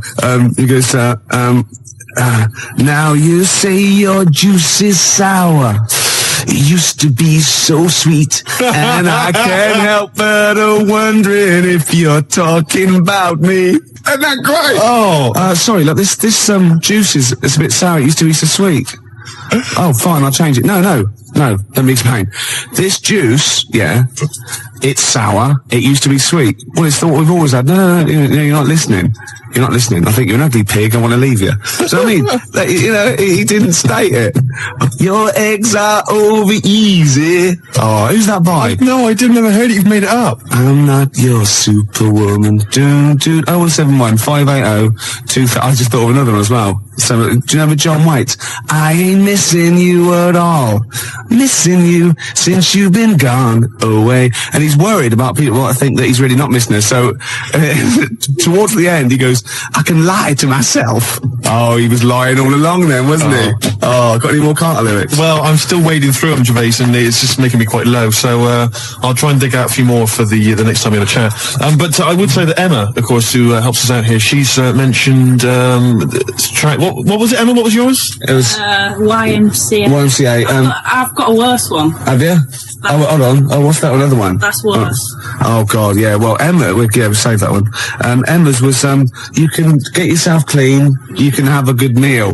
You can get yourself clean, have a good meal. Well, I don't have a problem with it, you see, because I just think it's a wonderful thing. You know, the YMCA doesn't get enough publicity, good press, and the village people did them a favour. I mean, why on earth they wrote that song? Well, you know, to publicise the YMCA. I mean, who thinks? I don't know. People have done the police force. You know, they've done. Hold on, wait a minute. This is very good. But I think you mean this. So you don't know what that song was. You think that they were actually some sort of advertising for the YMCA, were you? Well, I don't know. It just seems really odd to me. Well, if I remember at the time, the YMCA complained at the time because the connotations. Oh God, it's just a PR thing for the YMCA, I imagine. It's like the one that in the Navy. Yeah. Do you know what I mean? Another sort of PR thing for the Navy. It's just bizarre. When they were dressed up as sailors and stuff. Yeah, well, whatever. Whereas usually they sort of like construction worker with a nice moustache, aren't they? Yeah. Traffic cop. Yeah. Jumpers. And, what? I don't, I'm worried about the Red Indian sheep. Am I supposed to be reading? Am I supposed to be reading between the lines or something? I don't understand. I mean, I don't really understand. I mean this seriously. Okay, I don't right. understand what you're talking about. Okay, this is fine. Well, that's it. Obviously, there were gay connotations. It's like a gay icon record, isn't it? YMCA in the Navy. That was the point of it. What did you need? One of them dressed as Judy Garland. What? I don't understand. What was your problem with that? What? There's another. I don't understand why that suggests that people are gay. I don't. It doesn't necessarily. It's like it's high camp, isn't it? It's been adopted since as well. But the four of them, there's a guy dressed as a motorcycle cop. There's no reason why he should be gay. There's no reason why anyone should be gay. There's a builder. Yeah. Right. So no builders are gay ever. There's another one. I can't know what the other one is. Right. And then there's a Red Indian. Why on earth the Red Indian is supposed to be an icon? I don't know about that. I'm flummoxed on that one, I'll be honest. But what I'm saying to you, Gervais, is if you're going to if you can talk about gay people, then why don't they use the cliches? Why isn't there a hairdresser? Right. Because it's probably the sort of cliches that even scene gays want to get away from. Also, you're confusing camp ITV gays with real homosexual people who live normal lives. If I'm going to write a song about gay people, I'm going to have a hairdresser. Yeah, you are. In order to appeal to a gay community, I'd have a hairdresser, John Inman, Larry Grayson, obviously, and I don't know. You wouldn't have Jason Donovan then, obviously, because he's not. So you wouldn't have him, would you? No, I wouldn't have Jason Donovan. No. Well, I wouldn't have Philip Schofield. Well, I wouldn't have Andy Peters. Right. I wouldn't have Andy Peters. Okay, I'm getting scared. Shut up! I would not have Andy Peters. I'm getting scared. I would not have Andy Peters. A few more Carter lyrics for you. Go on. Do enjoy this one. It's just one big knees up, a night on the town, a storm in a teacup, more like a teacup in a storm. Yeah. Man. Yeah. You know what I mean, man? Yeah. It's more like a teacup in a storm. Yeah, they've twisted it, haven't they? Right. Yeah.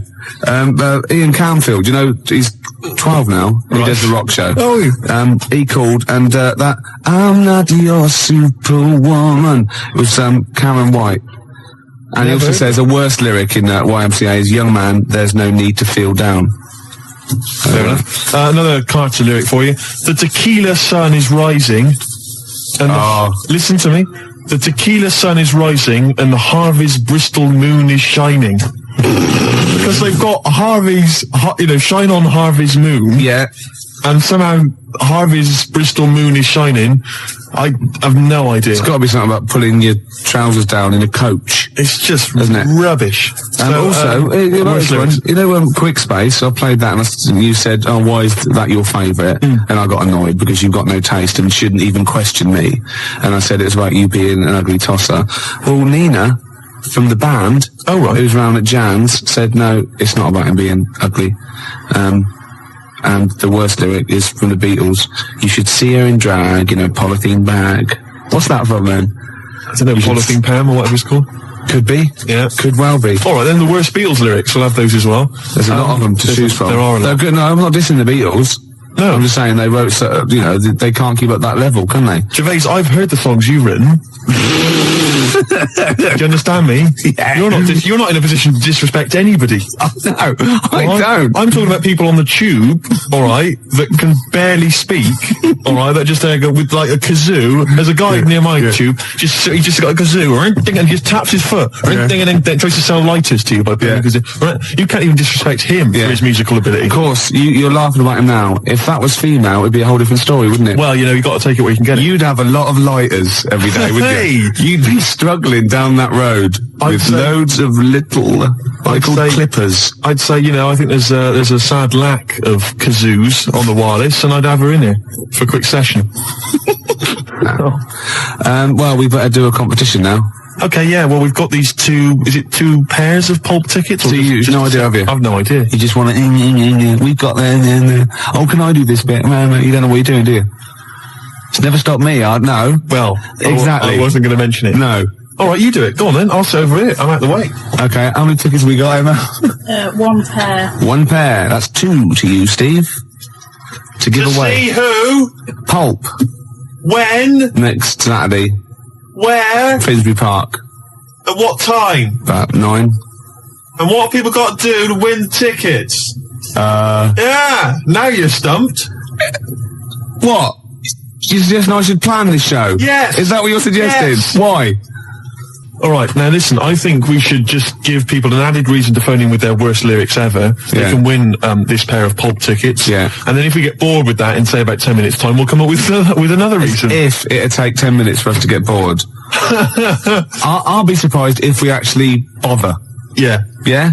Yeah. Got an ad break, and then I've got a pulp song lined up. Before you do that... Oh, we should tell them what the competition is, shouldn't we? I just did. What was it? I wasn't listening. I wasn't listening. I really do turn off when you talk. Emma, what was the competition? I'm not sure if I want listening. 01715 Any ideas what the competition was? What was the competition?